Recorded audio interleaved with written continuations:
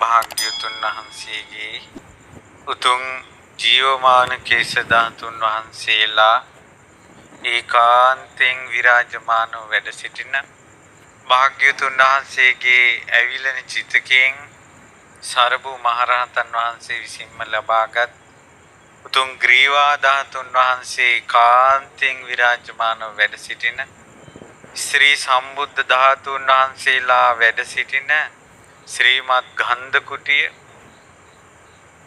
අපගේ මුනි රජුන් පළමු වතාවට ලක්දිරණට වැඩම කොට සභාපතියෙන් වැඩ සිටි පුණ්‍ය භූමිය උතුම් මියුගුණ මහා සෑරජානන් වහන්සේට නමස්කාර වේවා. සාදු සාදු සාදු. ඒ වගේම අපි නිදුක් නිරෝගී දීර්ඝායුෂ පතනවා මයංගන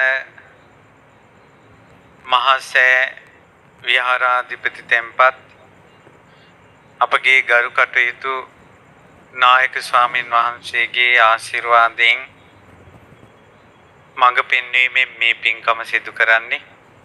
නායක ස්වාමින් වහන්සේ නිදුක් නිරෝගී දීර්ඝායුෂ ලබත්වා. සාදු සාදු සාදු. ඒ වගේම මාගේ පරම පූජනීය ගුරු දේවෝත්තම කල්යාණ මිත්‍ර පින්වත් ලොකු ස්වාමීන් වහන්සේ අපිට මේ කටයුතු සඳහා ආශිර්වාද කරනවා. ඒ වගේම අපිට මේ උතුම් ධාතු ස්තූප ගැන විස්තර කියලා දීලා අපේ හිත පහන් කළේ අපගේ පින්වත් ලොකු ස්වාමීන් වහන්සේ. අපිට ශ්‍රද්ධාව ඇති කළේ පින්වත් ලොකු ස්වාමීන් වහන්සේ මේ ගුණ සෑයේ අනුහසින් මේ පින්කමේ අනුහසින් නිදුක් නිරෝගී දීර්ඝායුෂ ලබත්වා. සාදු සාදු සාදු. ඒ වගේම වැඩමවා වදාළ ගරුතර මහා සංඝ රත්නයේට මේ ගුණ සෑයේ පිහිට ලැබේවා. සාදු සාදු සාදු. ශ්‍රද්ධාවන්ත පින්වත්නි, අපි දැන් සූදානම් වෙන්නේ පහන් සිතින් සෑය වඳින්න. ස්තූප වඳින විධි තියෙනවා. එතකොට එකක් තමයි පුද පූජා තැන්පත් කරලා වඳිනවා. අනිත් එක පහන් සිතින් වඳිනවා. පහන් සිතින් පූජාවල් තැන්පත් කරලා වඳිනවා. දැන් අපි පහන් සිතින් පූජාව තැන්පත් කරලා වැන්දා. දැන් උතුම් සෑරජානන් වහන්සේ ගැන සිත පහදවා ඒ පහන් සිත පුදින වෙලාව මේ විදිහට ලංකාවෙත් ලෝකේ පුරා භයානක වසංගතයක් පැතිරෙන වෙලාවක තාමත් ආරක්ෂාකාරීව අපි මේ විදිහට සෑරජානන් වහන්සේ මයංගන මියගුණ සෑරජානන් වහන්සේ වන්දනා කරන්න ඕන කියන අදහස, මේ සෑවරුණ අහන්න ඕන කියන අදහස, තුන් සෑමලුවේ මුනි දහම් පදහන්න ඕන කියන අදහස ඇති වුණේ ශාක්‍ය මුනි ශාවක සංසදය ගෞතම බුදුරජාණන් වහන්සේගේ ශාසනයේ පිහිට අන් අයට ලබලා දෙන්න, කල්යාණ මිත්‍ර මාවත පෙන්වා දෙන්න ඇති කරගත් සංසදයක්. සියලු විශ්වවිද්‍යාලවල බෞද්ධ සංගම්වල දරුවන් එකතුව තමයි මේ ශාක්‍ය මුනි ශ්‍රාවක සංසදය ඇති කරගෙන තියෙන්නේ. මේ දරුවන් වසරක් පාසා ඊටමත් සිත පිනෙන් පුරවන පින්කම් කරනවා. ඉතින් මේ කොරෝනා වසංගතයත් එක්ක මේ දරුවන්ට පින්කම් කරන්න අවස්ථාව ලැබුණේ නැහැ. නමුත් ටික දිනක් හරි එකතු වෙලා මේ මියුගුණ සෑරජානන් වහන්සේ වන්දනා කිරීම, මේ මියුගුණ සෑ වරුණ දහම් දේශනාව සිද්ධ කරනවා. ශ්‍රද්ධා රූපවාහිනියෙන්, ලක්පිර ගුවන් විදුලියෙන් සහ අන්තර්ජාලයෙන් බොහෝ අයට අහන්න සලස්වනවා. ඉතින් මේ දරුවන්ගේ අදහස තමයි ශාක්‍ය මුනි ශාවක සංසදයට කැමැති අයට සහභාගී වෙන්න පුළුවන්, එකතු වෙන්න පුළුවන්. විශ්වවිද්‍යාලය තුල එකතු වෙලා සමහර අය පින් කරනවා, ධර්මය අහනවා. නමුත් විශ්වවිද්‍යාලයෙන් අයින් වුණාට පස්සේ නොමග යනවා. කල්යාණ මිත්‍ර ඇසුර නැතිවීම නිසා පෙළක් අය. ඒ අයට පින් දහම් රැස් කරගෙන සත්පුරුෂ ඇසුරේ දිවි තිබෙන තුරු ඉන්න උපකාරයක් කරන එක තමයි ශාක්‍ය මුනි ශාවක සංසදයේ අරමුණ. ඒ නිසා විශ්වවිද්‍යාලවල දරුවන් විශ්වවිද්‍යාලෙන් ඉවත් වෙන ඒ දරුවන් මේ ශාක්‍ය මුනි ශාවක සංසදයට එකතු වෙන්න. එකතු වෙලා බුදුරජාණන් වහන්සේගේ සැබෑ ධර්මය අහමින් මේ වගේ පින්කම් එකතු වෙලා කරලා ජීවිතය අර්ථවත් කරගන්න. ඉතින් ඒ සඳහා ආශිර්වාද ලැබේවා කියන අදහස සිහි කරමින් මම මේ පින්වතුන්ට කියලා දෙන්නම්. මේ ගුණ සෑවරුණ. මේක මහා ශ්‍රීමත් කතාවක්. පින්වතුනි මෙන්න මේ ලෝක සනාතන බණපදයේ අසන්න. කොහොමද මේ ලෝක සනාතන බණපදයේ මේ ලෝකේ කුසල් බලවත් අකුසල් එච්චර බලවත් නැහැ. මේක හරි ලස්සන බණපදයක්. ඒ නිසා මොකද වෙන්නේ? අකුසල් ටිකක් තියෙන කෙනෙකුට අකුසල් ගොඩාක් තියෙන කෙනාව පෙලන්න පුළුවන්. අකුසල් ටිකක් තියෙන කෙනෙකුට අකුසල් ගොඩාක් තියෙන කෙනා පෙලන්න පුළුවන්. අකුසල් ගොඩාක් තියෙන කෙනාට පව් වැඩි කෙනෙකුට පව් අඩු කෙනෙක් පෙලන්න බෑ. ඒත් කුසල් අඩු කෙනෙකුට කුසල් වැඩි කෙනා පෙලන්න බෑ. කුසල් වැඩි කෙනාට කුසල් අඩු කෙනාව යටත් කරන්න පුළුවන්. මම මේ කියන දේ ඔයාලට තේරෙන්න උදාහරණයක් කියන්නම්. ඒ තමයි පින්වත්නි අපි කියමු තැබෑරුමක් දාන්නට තැබෑරුම් කරුවෙකුට ඔන්න අකුසලයක් ඉදිරිපත් වෙනවා. සංසාරේ සුරා විකුණන්න. එතකොට ඔන්න මෙයාගේ අකුසලයෙන් මෙහෙवला මෙයන් තැබෑරුමක් දානවා. තැබෑරුමක් මෙයා දැම්මට මේ තැබෑරුවෙන් බොන මිනිස්සු ඉන්නවනේ. අකුසල් වැඩිම තැබෑරුම් කාර්යයන්ට වඩා බොන මිනිහගේ. බොන මිනිහා නට්ටට බොනවා. වැටෙනකල් බොනවා.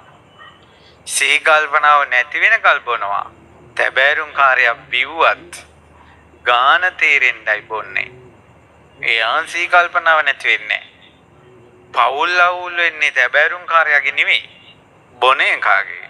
ඇඳිවත ගැලවෙන්නේ තැබෑරුම් කාර්යයගේ නෙමෙයි.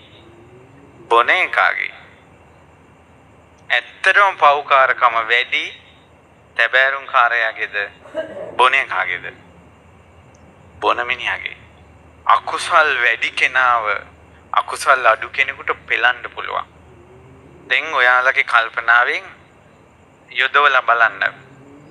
ඉස්සර ගණිකා මඩන් තිබ්බා. සමහර දේවා කරගෙන යන්නේ සමහරවිට ස්ත්‍රියක්. ඒකේ අධිපති.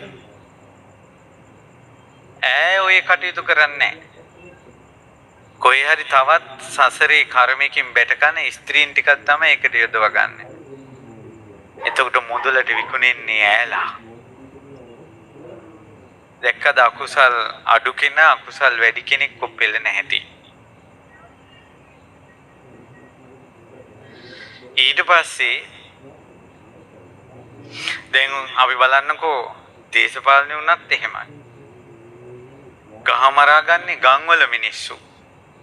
අර මිනිස්සු යසට පුටුවේ ඉඳගෙන එක තේක බොනවා. ඒකට අකුසල් වැඩි මේ මිනිස්සුන්ටයි. ඊට පස්සේ මම මේ කතාව කියන්නේ ගියේ මිනිස්සුන්ට හරියට තියෙන ප්‍රශ්නයක් නෙමෙයි අමනුෂ්‍ය ප්‍රශ්න. යක්කු ප්‍රේතයෝ මිනිස්සුන්ව පෙළනවා. එතකොට එහෙනම් මේ මිනිස්සුන්ව යක්ෂයෝ ප්‍රේතයෝ පෙළන්නේ ඒ අමනුෂ්‍යයාට වඩා මිනිස්යාගේ කර්ම ශක්තිය බලවත්. මිනිස්යා පිනෙන් බලවත් නම් අමනුෂ්‍යයාට ඔහුව පෙළන්න බෑ. මේකේ තියෙනවා අමනුෂ්‍ය ප්‍රශ්න වලට විසඳුමක්.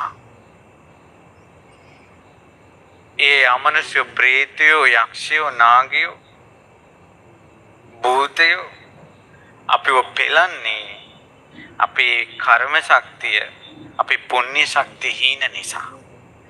ඒ නිසා පින්වත් දරුවනේ, පින්වත්නි, අමනුෂ්‍ය ප්‍රශ්න වලින් බැට කන අය අමනුෂ්‍යයන්ට ආඩාමාලි කියන්නේ නැතුව තමන්ගේ පින්නම බලවත් කරගන්න ඕන. ඒ සඳහා මේ ධාතු ස්තූප තියෙන්නේ. ඒ සඳහා තමයි මහා බෝධි තිබෙන්නේ. වැඳ වැඳ පුද පුදා බුදුගුණ කියා පුණ්‍ය ශක්තිය බලවත් කරගන්න ඕන. ආන්න එදාට තමන්ගේ පින බලවත් වුණාට පස්සේ පින බලවත් කෙනෙක්ව අර අමනුෂ්‍යයන්ට පෙලන්න බෑ, අත්හරිනවා. ඕක තමයි ස්ථිර විසඳුම. ස්ථිර විසඳුම. කුසල් එහෙම නෙවෙයි. කුසල් බලවත් අය කුසල් අඩු කෙනෙකුට පෙලන්න බෑ. ඒ නිසා කුසලයේ කොයි ලෝකෙත් ශ්‍රේෂ්ඨයි. මනුෂ්‍ය ලෝකේ අධික කුසල් කරලා, බලවත් කුසල් කරලා, අතිශයින් බලවත් කුසල් කරලා දෙව්ලොව උපදිනවා එක්තරා දෙවියෙක්. ඔහු අධිකව කුසල් කරපු කෙනෙක්. කොච්චර අධිකව කුසල් කළාද කියනවා නම් ඔහුගේ කුසල් බලයෙන් බ්‍රහ්මයන්ගේ පටන් සියලු දෙනා ගන්න පුළුවන් අල්ලට. ඔහු ඒ දෙව්ලොව ඉපදුනාට පස්සේ අතිශයින් චිත්ත විපරීත වුණා.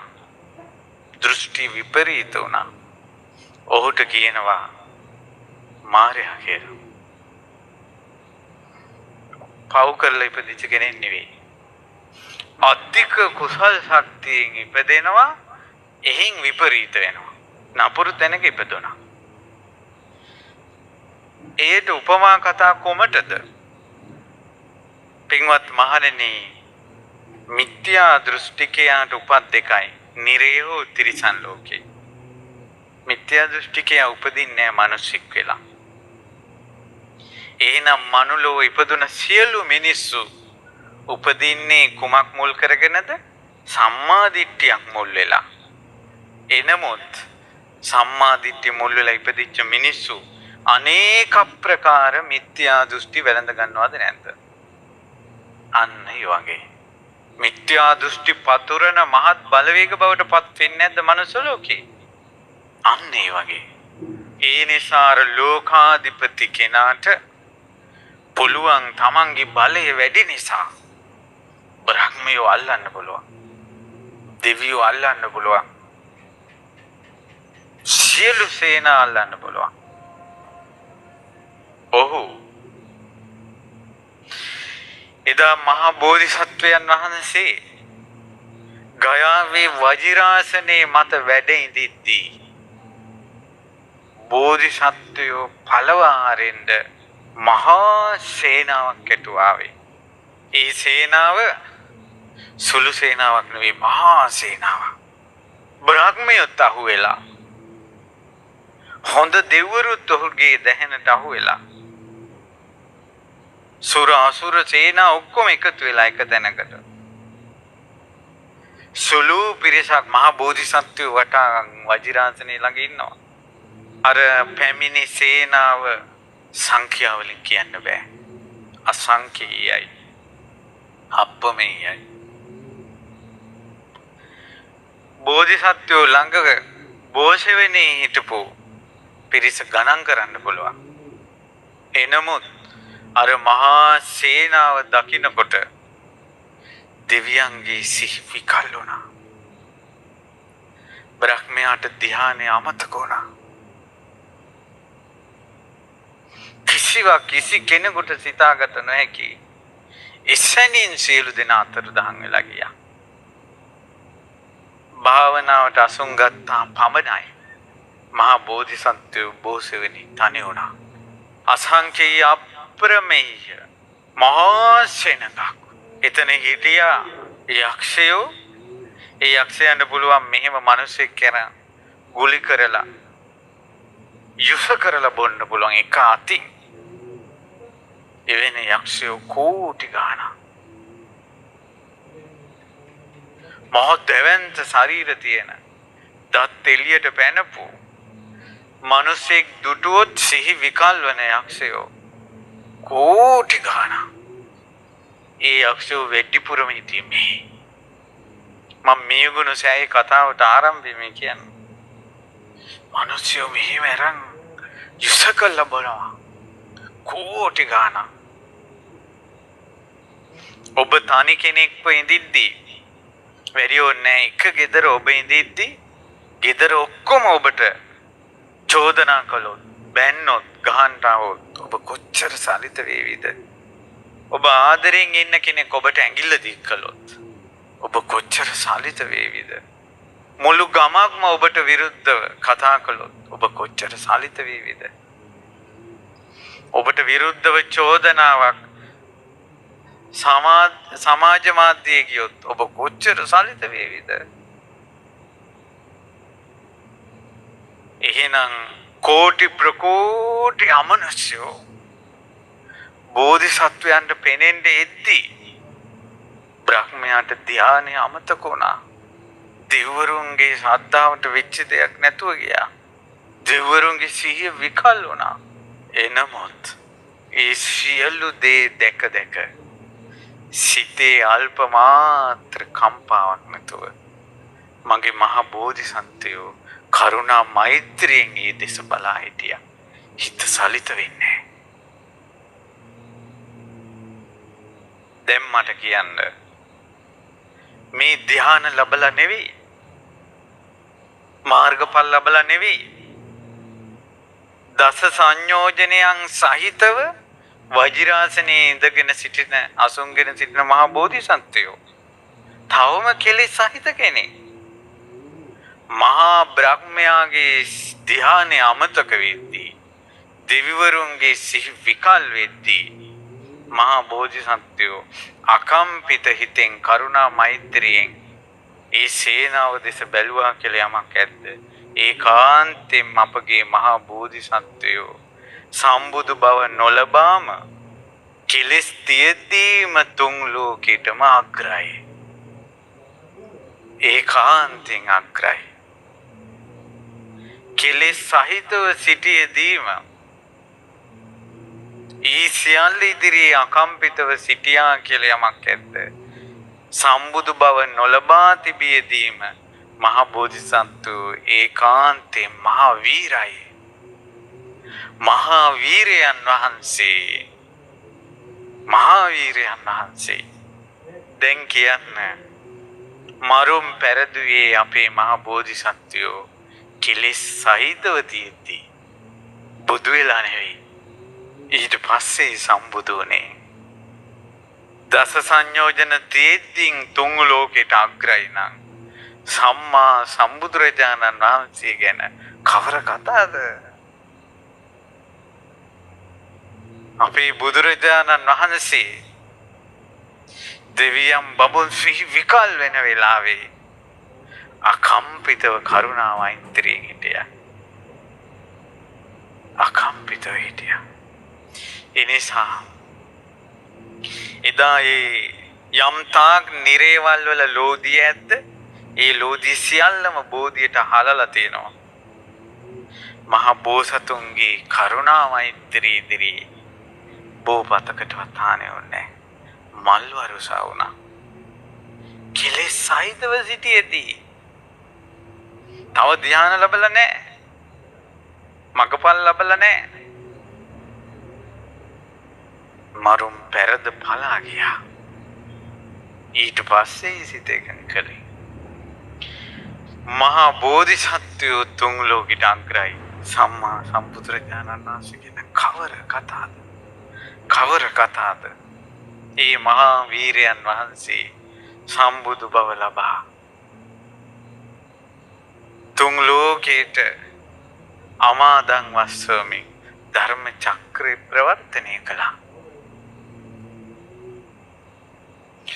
දස මාර සේනාව ඉදිරියේ තුන් ලෝකයක් විකල් කරන මහා භයානක රූප ඉදිරියේ තාඩන පීඩන ගර්ජන උපවාද අපවාද ඉදිරියේ අකම්පිතව සිටි ඒ මරුම් පෙරදු මහා තථාගත බුදුරජාණන් වහන්සේගේ කාරුණික නිත් සංගලට අනේ මේ දිවයින පෙනුණා. මේ දිවයින පෙනුණා. එදා බුදුරජාණන් වහන්සේ උරුවේල කාශ්‍යප දමනය කරමින් සිටියේ. උරුවේල කාශ්‍යප දමනය කරන්න තථාගත බුදුරජාණන් වහන්සේ ඉරිදි ප්‍රාතිහාර්ය 3000 ගණන් ප්‍රාතිහාර්ය පෑවා. ඉතින් මේ ප්‍රාතිහාර්ය පාන අතරේ එක දවසක් උරුවේල් කාශ්‍යපට හිතුණා හිත දවස. එදා පොම්පෝය දවසක්. දුර්තුමහි. හිත දවසේ මිනිස්සු ඔක්කොම එනවා උරුවේල් කාශ්‍යපට වඳින්න. රහතුන් වහන්සේ නමක් කියලා. උරුවේල් කාශ්‍යපට හිතුණා මම මේ මිනිස්සු ඉදිරියේ ඉඳින් අර ශ්‍රමණයන් වහන්සේ ඇවිල්ලා ප්‍රාතිහාර්යයක් පෑවොත් එහෙම මේ මිනිස්සු ඔක්කොම කැඩිලා යනවා. දැන් මේ මොකටද මේ? ලාභ මච්චරිය, කුල මච්චරිය, මාසුරුකම. තමන්ගේ පිරිස තවත් පිරිසකට තවත් කෙනෙකුට පහදී. අනේ ශ්‍රමණයා පැමිණෙන්නේ නැත්තම් හොඳයි. එදා බුදුරජාණන් වහන්සේ ඇත්තටම වැඩම කළේ නැහැ. උතුරු කුරු දිවයිනෙන් පිණ්ඩපාතේ ලැබලා අනෝතත්ත විල සමීපේ පැන්වලඳලා බුදුරජාණන් වහන්සේ දුටුවා ලක්දිරණේදා මහා යක්ෂ සමාගම. අපි මේ චිත්‍රවලින් පුංචි පුංචි යක්කු දැකලා අපි හිතනවානේ මේ යක්කු පළවා හැරීම කියලා. ওই චිත්‍රවල තියෙන යක්කු පළවා හරින්න දුම්මල ටිකකටත් පුළුවන්. එහෙම නෙවෙයි. අතිශයින් භයානකයි. අතිශයින් භයානකයි. ඒ මිනිස්සෙක් යකෙක් දැක්කොත් එහෙම සිහි විකල් වෙනවා. මිනිස්සු මෙහෙම අතට අරගෙන මිරිකලා සුස බොන්න පුළුවන්. ඒ යකුන්ද ඒ යක්ෂයන් පිම්බොත් මහා සුලි කොනාටු හට ගන්නවා. අතිශයින් භයානකයි. උදාහරණයක් ගන්නට එදා ගයාවේ බෝමුලට පැමිණිවුන් වගේ. ඒ වගේ මහා සේනාවක්. ඒ පිරිස ඔක්කොම එකතු වෙලා කතා කරපු තැන මෙතන. ඔක්කොම කතා කරපු තැන මෙතන. ඊට පස්සේ මේ මහා බලවත් යක්කු ඔක්කොම එද්දී පුංචි පුංචි යක්කු ටික තැන් තැන් වල හැංගුණා. මේ පැත්ත පලාතේ නැහැ. ඒ අය බය අඩුයි. එතකොට මේ යක්ෂ සභාවට යාවෙවත් නැහැ කියන්නේ ඒ ආපු නැති පිරිස කවුද කියලා කියන්නද? ඔය දැන් ඉන්න යක්කෝ. ඔය දැන් ඉන්න යක්කෝ කොහොම එදා සභාවට ආපු නැති අය. ඇයි සභාවට ආවේ නැත්තේ? එන්න බෑ. ඇයි එන්න බැරි? එච්චර රෞද්‍රයි අර යක්කෝ. හැංගිලා හිටියේ අනිත් අය. මෙතන තමයි ඔක්කොම ටිකේදා. අන්න බුදු කරුණාවෙන් දුටුවා.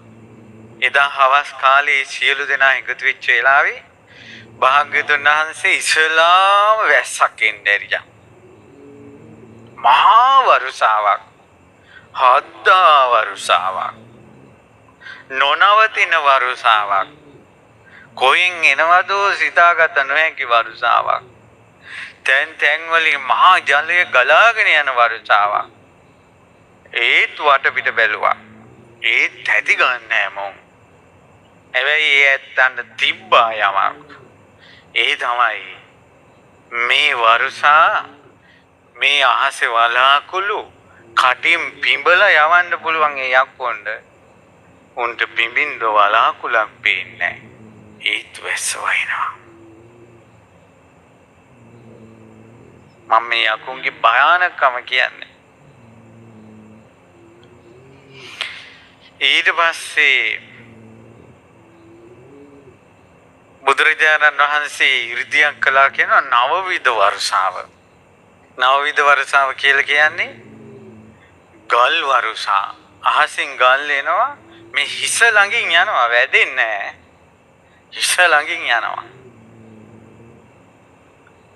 නවතින්නේ නැහැ. ඊතල වර්ෂා මේ එනවා. එතකොට හිට මෙහිට වැද්දෙනවා බයට. හැබැයි වදින්නේ නැහැ හිස ළඟින් යනවා. පුදුම වෙහසක් දරුවා කියනවා. හති දාගෙන තමන්ගේ ජවය අතිශයින් යොදවමින් ගැලවෙන්න මෙතනදී. ආයුධ තෝමර ආකාශින් වැටෙනවා. එහි මේ යනවා හිස ළඟින් යනවා. ඇස් ලොකු වුණා. තෙති ගත්තා. අධික සීතල දැනෙන්න ගත්තා. එසැනින්ම මහා අන්ධකාරයක් පැතිරිලා ගියා.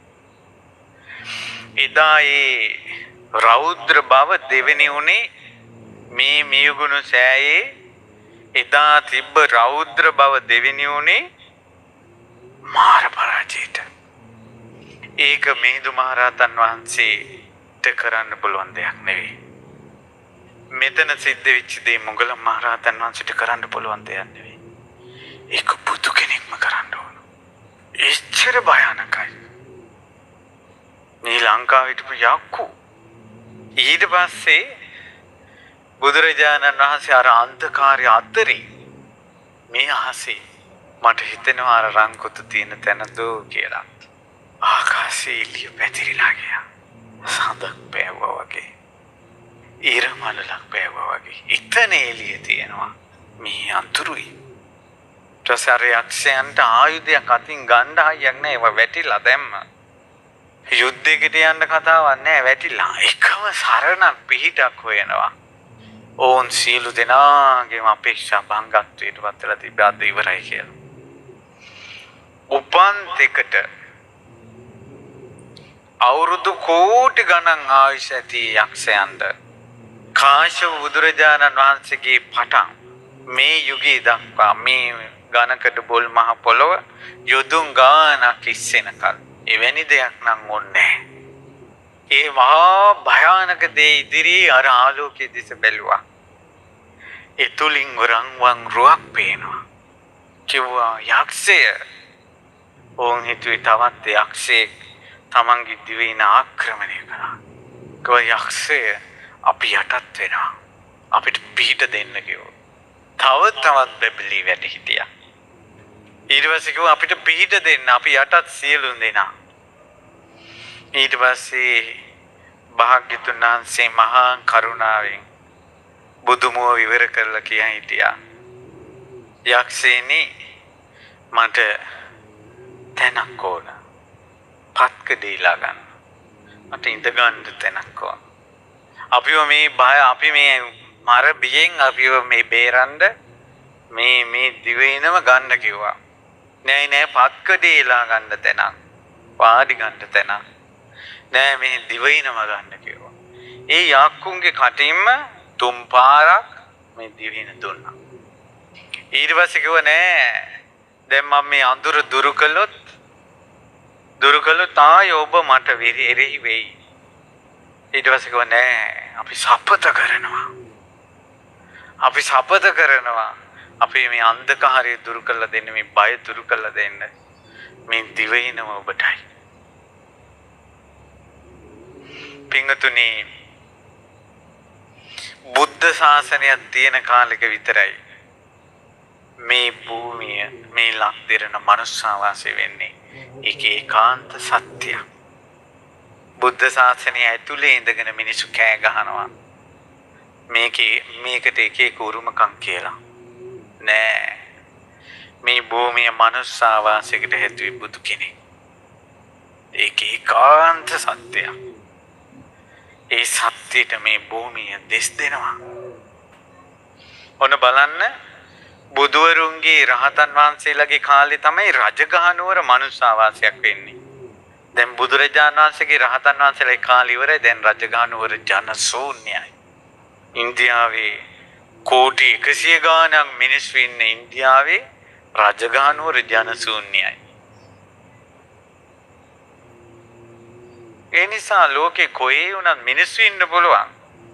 බුද්ධ ශාසනය අතුරුදහන් වුණ ගමන් මේ දිවයින යක්ෂ භූමිය.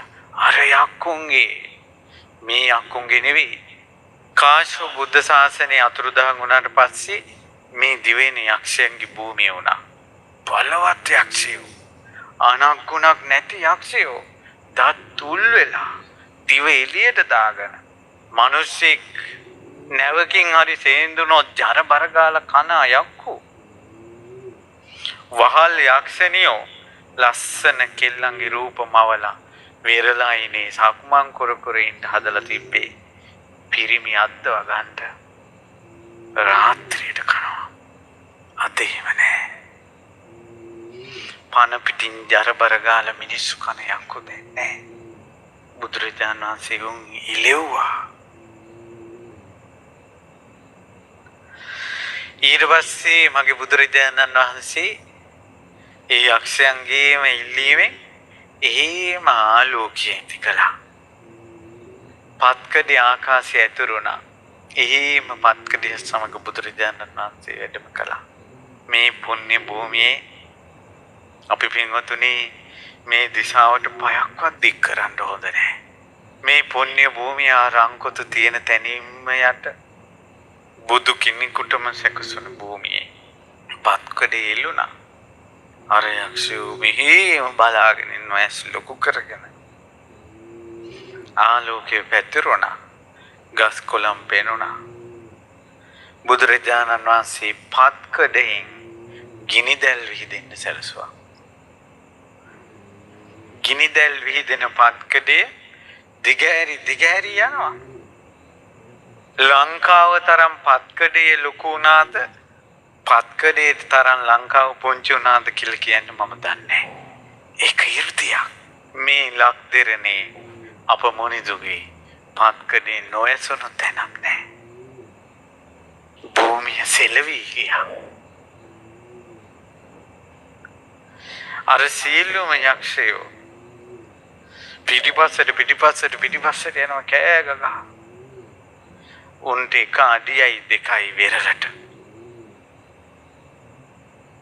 උන්ට එක අඩියයි දෙකයි වෙරළට. මුහුදු වෙරළ ආකාශයට රැල්ල ගහලා පාලිංගු ප්‍රාකාරයක් වගේ ලංකාව වටා ඒ පැත්තට යන්නත් බෑ. මෙහින් ගින්න අලින් පරිංගු ප්‍රාකාරයක් වගේ මුහුදු රැල්ල. උන්ගේ තිත රහිත වෙලා එපා මෙහෙම දිවයිනක් එපා කියලා අවසාන කැමැත්තත් හිතෙන් නැති වුණා කියනවා මේ භූමියේ රඳින්නේ යක්ෂයන්ගේ. ඒ කියන්නේ බුදුරජාණන් වහන්සේ ඔවුන්ගේ හිතමයි හැදුවේ මෙහි යන්න. හදලා මීටත් වඩා යක්ෂයන්ට සුදුසු යම් භූමියක් තියෙනවා නම් ඒ ගිරි දිවයින ඔවුන්ට ලං කරලා පේන්න සැලසුවා. තුරු ලංකාවේ වටේ කොතනක හිටියත් ඒ යක්ෂයන්ට පේනවාර දූපත. කොහේ හිටියත්.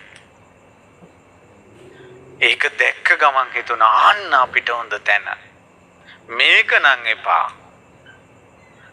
නම් එපා කියලා අන්න අපිට හොඳ තැන කියලා හිතෙනකොටම මෙතනින් අතුරුදහන් වුණ අර භූමිය පහළ වුණා.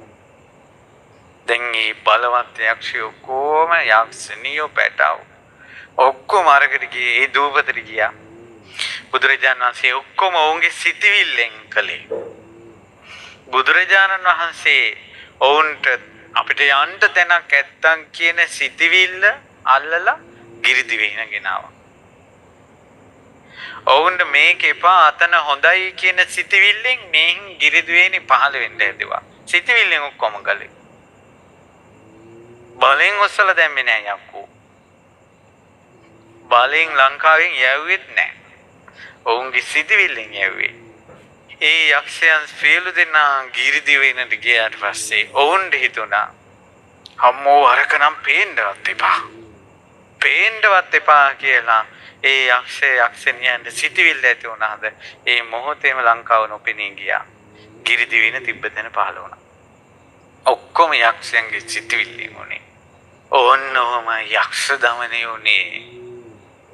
එසැනින් භාග්‍යතුන් වහන්සේ ආකාශයට පැන නැගලා මේ ලක්දිරණ වටා මහා පිරිතනම් වූ පිරිතකින් ආරක්ෂා කරමින් 3 වතාවක් වැඩම කළා.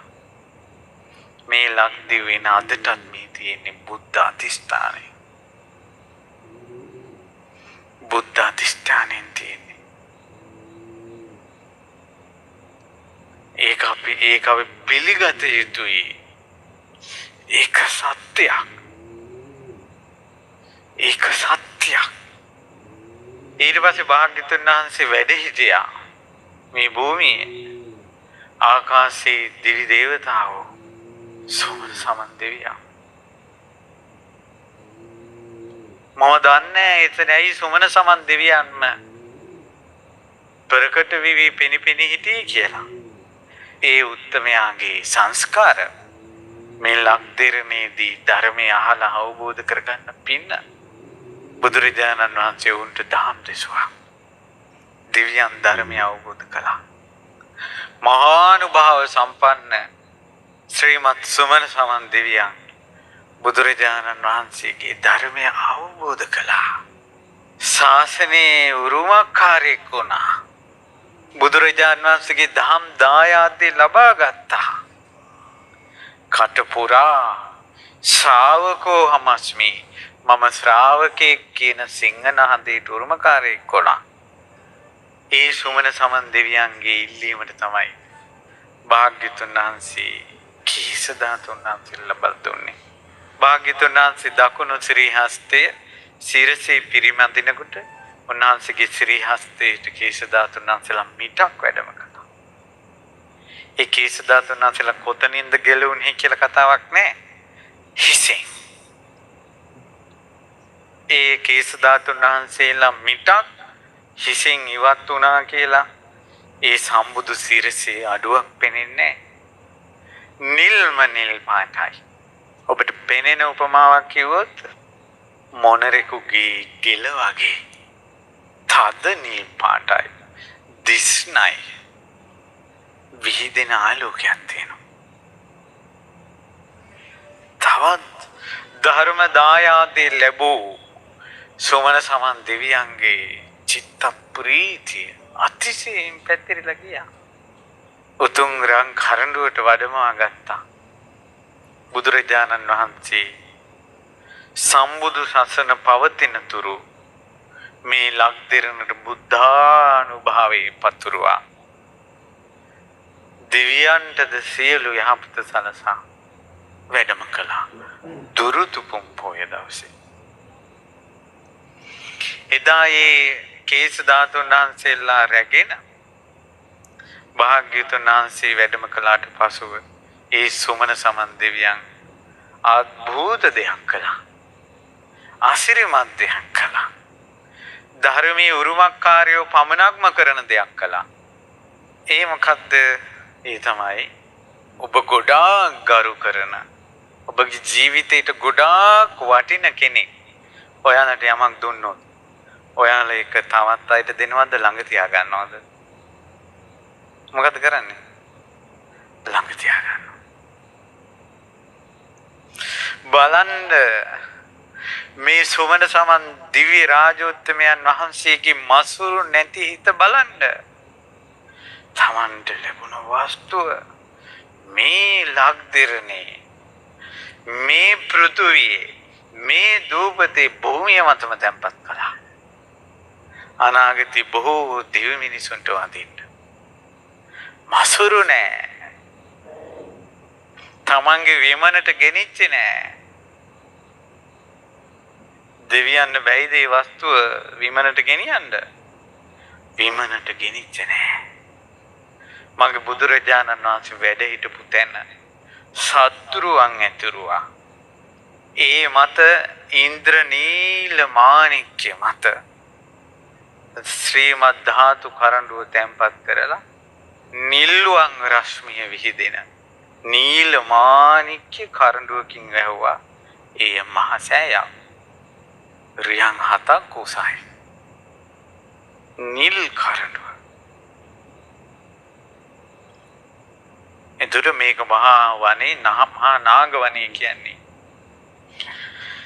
ඇත්තුන්ගේ කොංචනාද පැතිරෙන නාමල් සුවඳ විහිදෙන මහා නාග වනය. දහලා ඇති ඇතුන් වඳිනවා. ඒ විදිහට දෙවියන් වන්දනා කළා. අදටත් තියෙනවා ඒකාන්ත වශයෙන් මේ සෑගැබ තුළ නිල්වන් මාණික්‍ය සෑය අදටත් තියෙනවා. දෙවියන්ගේ දෙව්ලොව බඹුන්ගේ බ්‍රහ්ම ලෝකේ මනුලොව කේස ධාතු සෑය කියලා කියන්නේ මේ උතුම් මියුගුණ වහන්සේයට. මේ තමයි ඒකාන්තේම කේස ධාතු මහා සෑය. බුදුරජාණන් වහන්සේගේ ජීවමාන සෑය. ලංදෙරණ පළමුව ඉදවන මහා සෑය. ලෝකේම පිදුම් ලබන මහා සෑය. දැන් ඔන්න අනිත්‍යයක් ඉන්නවා අර. මේක 이르දියක් නෙවෙයි. ඒ සැඩ යකුම් පළවා හැරීම. එතකොට අනිත්‍යයක් වෙන්නේ උන් තමයි ඔය දැන් ඉන්නේ මේවා කරන්නේ බෙරේ ගහනකොට නටන්නේ දුම්මල පතේට නටන්නේ. ඒව. ඊට පස්සේ පින්වත්නි දෙවියන් බඹුන්ගෙන් සුමන සමන් දෙවියන්ගේ අනේක වූ දිව්‍ය පිරිවර තුලින් වඳින පොදන සත්කාර සම්මාන ලබන මහා ස්තූපය වුණා. ඒ වෙනකොට සිරිපා පත්මේ නෑ. තුන්වෙනි වතාවට භාග්‍යතුන් වහන්සේ ශ්‍රී ලංකාවට වැඩම කළාට පස්සේ තමයි සමන් දෙවිඳුගේ විමනට වැඩි. ශ්‍රීපාද පත්මේ තිබ්බා. මේ ලක්දිරණේ බුදුරජාණන් වහන්සේ යම් සිරිපා සටහනක් ලැබුවාද වැඩ හිටිය දේ භූමියේ මිනිසුන්ට පෑගෙන්නේ නැහැ. තියපු සෑමම පියවරකම අහස උසට ස්තූප හැදුනා. ආකාශයට ගිහිල්ලා බිම බැලුවොත් බුදුරජාණන් වහන්සේ සිරිපා ලැබූ තැන් පේනවා. අහස උසට මහා ස්තූප. නොඉඳුල් පැනින් දේවි දේවි දිව්‍ය සුගන්ධයෙන් දේවි දේවි සමනල පර්වතයේ මුදුනේ සිරිපා තිබෙනවා. මුදුන් මල් කඩක්සේ සෝමන සමන් සුරිඳුන් වඳිනවා. ඉතින් බුදු කිස නිමකොට ඒ මහා වීරයාණන් වහන්සේ තථාගතරයන් සම්මා සම්බුදුරජාණන් වහන්සේ 45 වසක් සම්බුදු කිස නිමකොට පිරිනිවන් පාවදාලා කුසිනාරාවේ මල්ල රජදරුවන්ගේ උපවර්තන ශාලවන උද්‍යානය. පින්වත්නි පින්වත් දරුවනි රම් දිනේ වැඩ සිටි බුදුරජාණන් වහන්සේගේ ශ්‍රී දේහය සඳුන්දර සෑයේ මාණික්‍ය රශ්මියෙන් දැවුනේ. ඉබේම දැවුනේ මණික් රශ්මියට. දෙවරු චිතකේ වටා මණික් තිබ්බා කියනවා. ඒ මණික් වල රශ්මියෙන් තමයි ඉබේම චිතකේ දැල්ලුනේ. ජෝතික සිටුතුමාගේ ගෙදර ආහාර වියලා තියෙන්නේ මණික් ගල් 3ක් උඩ තියෙන. ඒ රස්නෙට තමයි ආහාර පැසෙන්නේ. අද ඒවා අපිට හිතකින් හිතා ගන්නවත් බෑ. ඒ රන් දිනේ වැඩ සිටපු සඳුන්දර සෑය. සඳුන්දර සෑයි බුදු ශ්‍රී දේහි දැවෙද්දී සරබූ නම් වූ මහරහතන් වහන්සේ සාරිපුත්ත මහරහතන් වහන්සේගේ ශිෂ්‍ය ප්‍රඥාව දායාද කරගත් සරබූ මහරහතන් වහන්සේ ඒ ඇවිලෙන චිතකේ තුලට වැඩම කළා. බින්දි බින්දි බුදුරජාණන් වහන්සේගේ අධිෂ්ඨානයෙන් බින්දි බින්දි යන ධාතුන් වහන්සේලාගේ ග්‍රීවා ධාතු වැඩම ගත්තා. බින්දින්න කලින් චූටියට කැඩෙන්න කලින් ග්‍රීවා ධාතුන් වහන්සේ වැඩම ගත්තා. ඒ ග්‍රීවා ධාතුන් වහන්සේ මේ මිනිස්සෙක්ගේ වග්‍රීවා ධාතුන් වහන්සේ කියලා කියන්නේ මේ අපේ කොඳු ඇට පෙළේ උඩින්ම තියෙන අස්ථි 7. ඒක සාමාන්‍ය මිනිස්සෙක්ගේ වගේ නෙමෙයි තියෙන්නේ. සාමාන්‍ය මිනිස්සෙක්ගේ වගේ හැඩේ තිබ්බට ඒව වෙන් වෙලා නැහැ එකට තියෙන්නේ. ඒ නිසා තමයි බුදුරජාණන් වහන්සේ නාගාවලෝකණයෙන් බලන්නේ. මේ හිස කරකවන්නේ සම්පූර්ණයෙන් ශරීරය හරවලා බලනවා. ඒ නිසා ওই දැන් පෙනෙන්න තියෙන විදිහට මිනිස්සෙක්ගේ සාමාන්‍ය හස්ති අතක් වගේ නෙවෙයි තියෙන්නේ ගිරිවදාතුන් වහන්සේ. වෙනයි. ඒක බුදු කෙනෙක්ගේ ශරීරයේ පිහිටන විශේෂ ස්වභාවයක්. මේ කොඳු ඇට පෙළේ උඩම තියෙන අස්ථි 7 එකට තියෙන්නේ. ඒ ග්‍රීවාදාතුන් වහන්සේ වඩම්මගෙන සුදු අං රශ්මිය වේදෙනවා ගිරිවදාතුන් වහන්සේගේ. ඒ ග්‍රීවාදාතුන් වහන්සේ පෙරටු කරගෙන හංස පෙලක් වගේ 500ක් මහරහතන් වහන්සේලා මේ ලක්දිරණට වැඩම කළානේ. බුදුම සහගතයනේ. බුදුරජාණන් වහන්සේ තමන් උපන් කපිල වස්තුවට වඩින්නත් කලින් ලක්දිරණේ ධාතු තැන්පත් කරනවා. සම්බුදු ශ්‍රී දේහය දැවිලා ගිනි නිවෙන්නත් කලින් රහතුන් මෙහි ධාතු වඩම්මනවා. මේ ලක්දිරණ සොඳුරුයි පිම්බරයි. මේ ලක්දිරණ බුද්ධ ශාසනයකට වෙන්වෙච්ච දූපතක්. මේ කෙලෙසන අය බොහෝ පෞරස් කරගන්නවා. ඊට පස්සේ නිල්වන් ස්තූපයේ අරහත් 이르දීන් ඔසවා කේස ධාතුන් වහන්සේලා තුල 45 වසක් පුරාවට දෙසූ බණපදයක් ගාන්නේ සෙලවුණ. ඒ උතුම් ග්‍රීවාදාතුන් වහන්සේ මේ උතුම් සෑරදානන් වහන්සේගේ ගර්භයේ නිල්වන් සෑයේ ඇතුලේ කේස ධාතුන් වහන්සේ ළඟම තැන්පත් කළා. තම ශිෂ්‍ය සාමණේර රහතන් වහන්සේලා හිමාලයෙන් රැගෙන එළිඟි තෙල් පාටට තියෙන ගල් වර්ගයක් මේද වර්ණ පාසානේ. එයින් අරහත් 이르දී කළ ස්තූපය අර නිල්වන් සෑය වට වෙන්න කළා. උට තවත් සෑයකට උඩින් සෑයක් හදන එකට තමයි කියන්නේ කාංචුක. සෑයක් මතින් බඳින සලුපට නිසා තමයි අර සලුපටට කාංචුක කියන්නේ. ඔන්න ඒ ස්තූපේ වට කළා 12 ප්‍රියන් උසට ස්තූපයක් කළා. සරබූ මහරහතන් වහන්සේ දෙවරු දිව්‍ය මල් වලින් දිව්‍ය සුවඳින් දිව්‍ය තූර්ය නාදයෙන් අනේක ප්‍රකාර උත්සව පැවැත්වුවා, පූජා පැවැත්වුවා.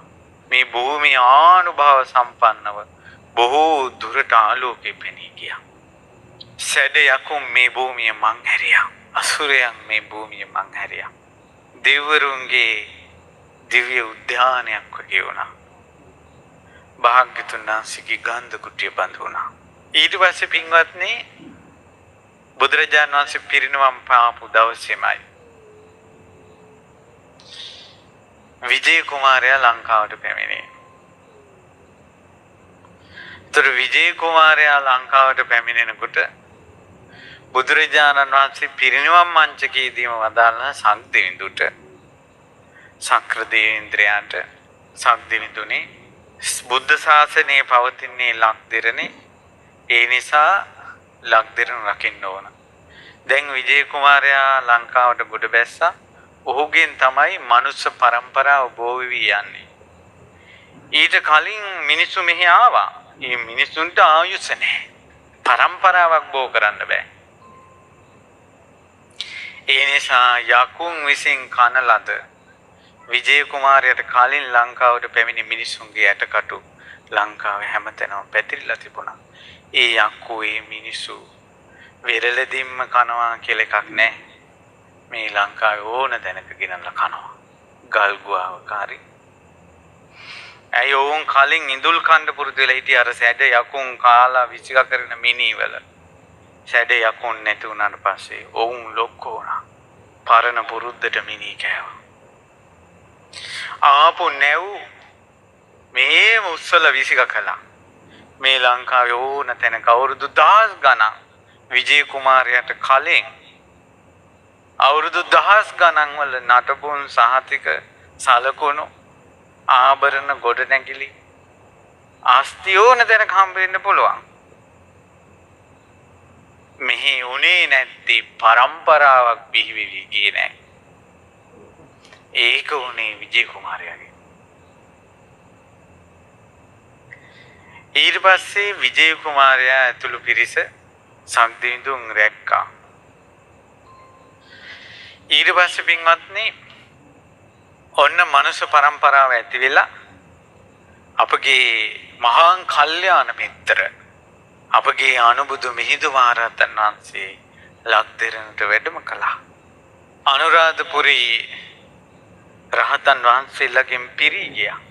මිහිඳු මහරහතන් වහන්සේ සංඝයාට වදාලා ප්‍රියායිස්මතුනේ අපගේ භාග්‍යතුන් වහන්සේගේ ග්‍රීවා ධාතු කීස ධාතු සෑය මියුගුණේ තියෙනවා. අපගේ මිහිඳු මහරහතන් වහන්සේ අරහත් සංඝ පරපුරත් එක්ක ඇවිල්ලා වන්දනා කළා. ඔන්න ග්‍රීවා ධාතු සෑය මිනිස්සු දැනගන්න විදිය මම මේ කියන්නේ. එතෙක් දන්නේ නැහැ. ඉන්නේ මේ පැත්තට කට්ටිය. මේ වෙනකොට උද්දචූලාභේ මහානාග රජුරෝ දේවානම්පියතිස්ස රජුරන්ගේ මල්ලි අනුරාධපුරේ මේ පැත්තට පැමිණියා. පැමිණෙන්න හේතුව දේවානම්පියතිස්ස රජුරන්ගේ බිරිඳ හරි නපුරුයි. හරි මසුරුයි. දේවානම්පියතිස්ස රජුරන්ගෙන් පස්සේ රජකම මහානාග යුවරජුරන්ට යාවි කියලා මරන්න ප්ලෑන් කළා. දවසක් අඹ ගෙඩියකට විෂ යොදලා වැවක් කපන තැනට යවද්දී දේවානම්පියතිස්ස රජුරන්ට එකම පුතා හිටියේ. පුතත් යුවරජුරුත් එක්ක ගිහිල්ලා හිටියේ. යුවරජුරන්ට යවපු විෂ අඹ ගෙඩිය පුතා කෑවේ. තමන්ගේම පුතා මැරුණා අම්මා නිසා. ඒ නිසායි දේවානම්පියතිස්ස රජුරන්ට දරුවෝ නැහැ. හිටපු දරුවා මැරුණා. එසැනින් එතනින් පැන්න දැනගත්තා මාව මරන්න මෙයා මේ කම්ම කරන්නේ. තමන්ගේ පුතත් මැරුණා නම් ආයෙ මාව මරනවාමයි. ඉක්මනට පිරිස ඇරන් තමන්ට හිතවත් මේ රුහුණට ආවා. ඊට පස්සේ පින්වත්නි මේ පැත්තට ඇවිල්ලා රුහුණි රාජ්‍ය පිහිටවගෙන මේ භූමිවල ඇවිදිනවා. ඇවිදිනකොට දැක්කා එක්තරා දවසක මේ භූමියෙන් යද්දී මහානාග රජුරෝ සේනාවත් එක්ක සංඝයා වඳිනවා එක තැනකට. ඒකට හරි පුදුමයි. රහතන් වහන්සේලා වඳිනවා. එහෙනම් ග්‍රීවා ධාතු සෑය ඉස්සෙල්ලාම මිනිසයන්ට ප්‍රකට කෙරී කවුද? කවුද? මිහිඳු මහරහතන් වහන්සේ. මහාවංශ වෙනවම තියෙනවා ග්‍රීවා ධාතු සෑය මේ ජනයාට පිහිටෙව්වා කියලා. මහාවංශ වෙනවම තියෙනවා මිහිඳු මහරහතන් වහන්සේ ග්‍රීවා ධාතු සෑය පිහිටෙව්වා කියලා. මිනිස්සු ජනයා අතල පතල කෙරෙව්වා. ඒ වුණාට කාටවත් මේ ගුණ සෑය ළඟට එන අයට මිහිඳු මහරහතන් වහන්සේ මතක් වෙන්නේ නැහැ. මක් කරන්නද? මේ ගුණ සෑයට පැමිණෙන අය මිහිඳු මහරහතන් වහන්සේ සිහි කරන්න ඕනේ. ඊට පස්සේ ඒ රජුරෝ බලාගෙන හිටියා. හවස් කාලේ වුණා. ආලෝකය මෙතනින් විහිදෙනවා. ඒ විසිහඬ ඇහෙනවා. දිව්‍ය සුගන්ධය පැතිරෙනවා.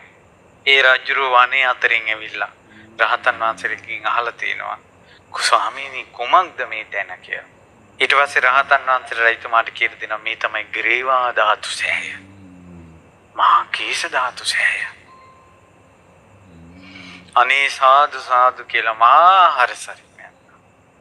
එතකොට මේ ගුණ සෑය ඉස්සල්ලාම වැන්දි රහතන් වහන්සේලා. ඊළඟට රජවරු. ඒ රජතුමා විසින් කළු ගලින් පාෂාණයෙන් තමයි තිසිරියන් ඔසට සෑය හැදෙව්වා. එතකොට මේ උතුම් සෑය ඉස්සල්ලාම කළේ දෙවි කෙනෙක්. ඊළඟට රහතන් වහන්සේ නම. ඊළඟට රජ කෙනෙක්. දෙවි කෙනෙක්, රහතන් වහන්සේ නම, රජ කෙනෙක් කරපු තුන් සෑයක් එකට තියෙනවා. එදා ඉඳලා බොහෝ පූජා සත්කාර සම්මාන පැවැත්වෙනවා. ඊට පස්සේ කේස ධාතු සෑය මිනිස්සු වඳින්න පුරුදු වුණා. මිනිසුන්ගේ ජීවිත පිනෙන් පිරි පිරි ගියා. එතකොට රුවන්වැලි සෑය නැහැ. ද්‍රෝණයක් ධාතු සෑය නැහැ එතකොට. මිහිඳු මහරහතන් වහන්සේ නිසා අකුධාතු තැන්පත් සෑය තූපාරාමී මිනිස්සු වන්දනා කරනවා පිහිටිරට රුහුණේ මිනිස්සු ඇදීගෙන ආවේ මේ ගුණ සෑයට. පහළ ප්‍රදේශීය මිනිස්සු. ඉතින් මේ ගුණ සෑය රජාණන් වහන්සේ වන්දිනවා. ඒ කාලේ මිනිස්සුන්ට සෑයි ලොකු නෙවෙයි ඕනන්නේ. ධාතුන් වහන්සේලා. ධාතුන් වහන්සේලා. ඊට පස්සේ ඔන්න දුටුගැමුණු රජුගේ කාලය ආවා. දුටුගැමුණු රජුගෙන් කාලේ එනකොට මේ මියගුණ අල්ලගෙන මේ මහවැලි ගඟේ මෙහා උඩ පිහිටි රට එළාර එළාරගේ සේනාව වටේ සිංහලයන්ට සෑය ළඟට එන්න දෙන්නේ අඩන්තේක්ටම් කරනවා. කරදර කරනවා. මිනිසුන්ට සිස්සේ වඳින්න බෑ. මේ තමයි එළාරගේ ප්‍රාකාරය ආරක්ෂක ප්‍රාකාරය. ගඟින් එහා පැත්තේ උඹලා හිටපල්ලා මෙතනින් උඩ එළාරගේ. දුටුගැමුණු රජතුමා මහා සංගරුවනට වැඳ මේ එහා පැත්තේ මහවැලි ගඟේ මේ ගොඩට ආවා. දෙමළ සේනාව පළවා හැරියා. කඳවුරු බැඳගත්තා. ඒ දුටුගැමුණු රජතුමා දෙමළ සේනාව පළවා හරිමින් වැන්ද පළමු සෑය මේ ගුණ සෑය. යුද්ධේ තියේදී මෙතනම පිරිසක් නතර කළා. මේ සෑය අසූරියන් ඔසට හදපල්ලා. රක්ත වර්ණ ගඩොලින් අසූරියන් ඔසට මේ ගුණ සෑය හැදුවා. ඒ සෑම වතාවකම ධාතුන් වහන්සේලා තැන්පත් කර තමයි කරන්නේ.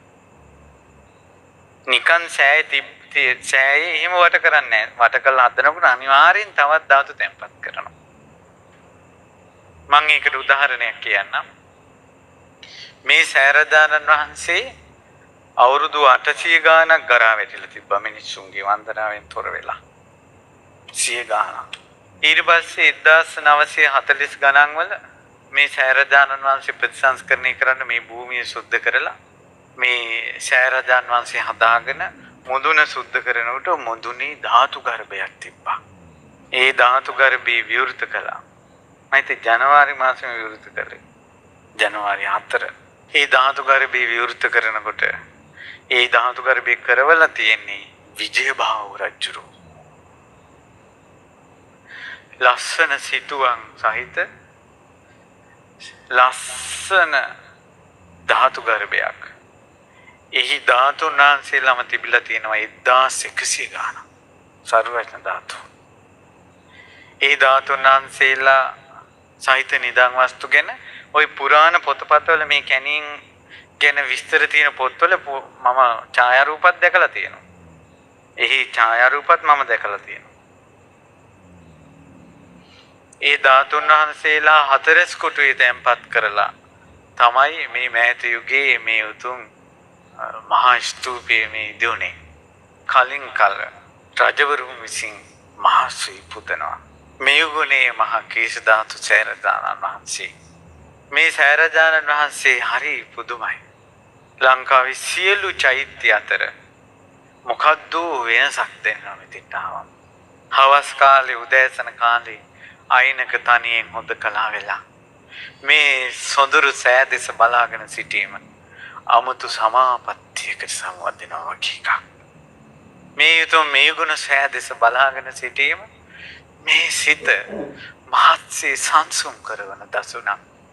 අපිට ඇහැට නොපෙනුනාට හිතට මොකද්ද අනන්ත සම්බුදු ගුණයක් දැනෙනවා. ඒ නිසා සිත බොහෝ සීපහන් කරගන්න මේ උතුම් සෑරදානන් වහන්සේ ගැන බුදුරජාණන් වහන්සේගේ නීල වර්ණ කේශ ධාතුන් වහන්සේලා වැඩ සිටින තුන් ග්‍රීවා ධාතුන් වහන්සේ වැඩ සිටින මේ උතුම් මියගුණ සෑය ගැන සිත පහන් කරගන්න. මේ උතුම් සෑරදානන් වහන්සේට යම් කිසි කෙනෙක් මලින් පුදනවද, පහනින් පුදනවද, සුවඳින් පුදනවද, අත් එකතු කොට සාදු කියලා වන්දනා කරනවාද? ඈත සිට නමුත් කොත් කැරැල්ල දෙස බලා සාදු මේගුණ මහසෑයයි කියලා සිහි කරනවාද? ඔවුන්ට බොහෝ කාලයක් හිතසුව පිණිස පවතිනවා. හිතසුව පිණිස පවතිනවා.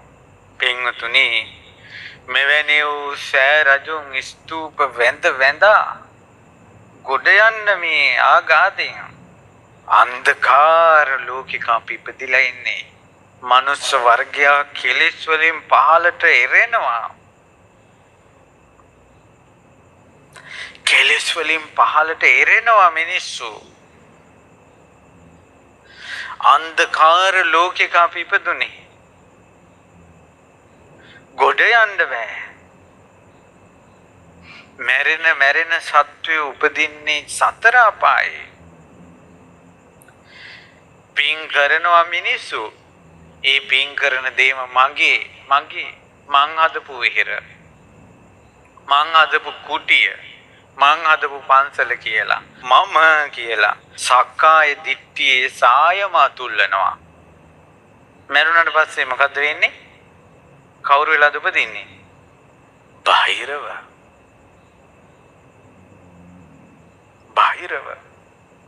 පුදුම සාගතයි. ළඟදී අම්මා කෙනෙක් පොල් ගහවලට කෝල් කළා කියලා තිබ්බා හරි වැඩි.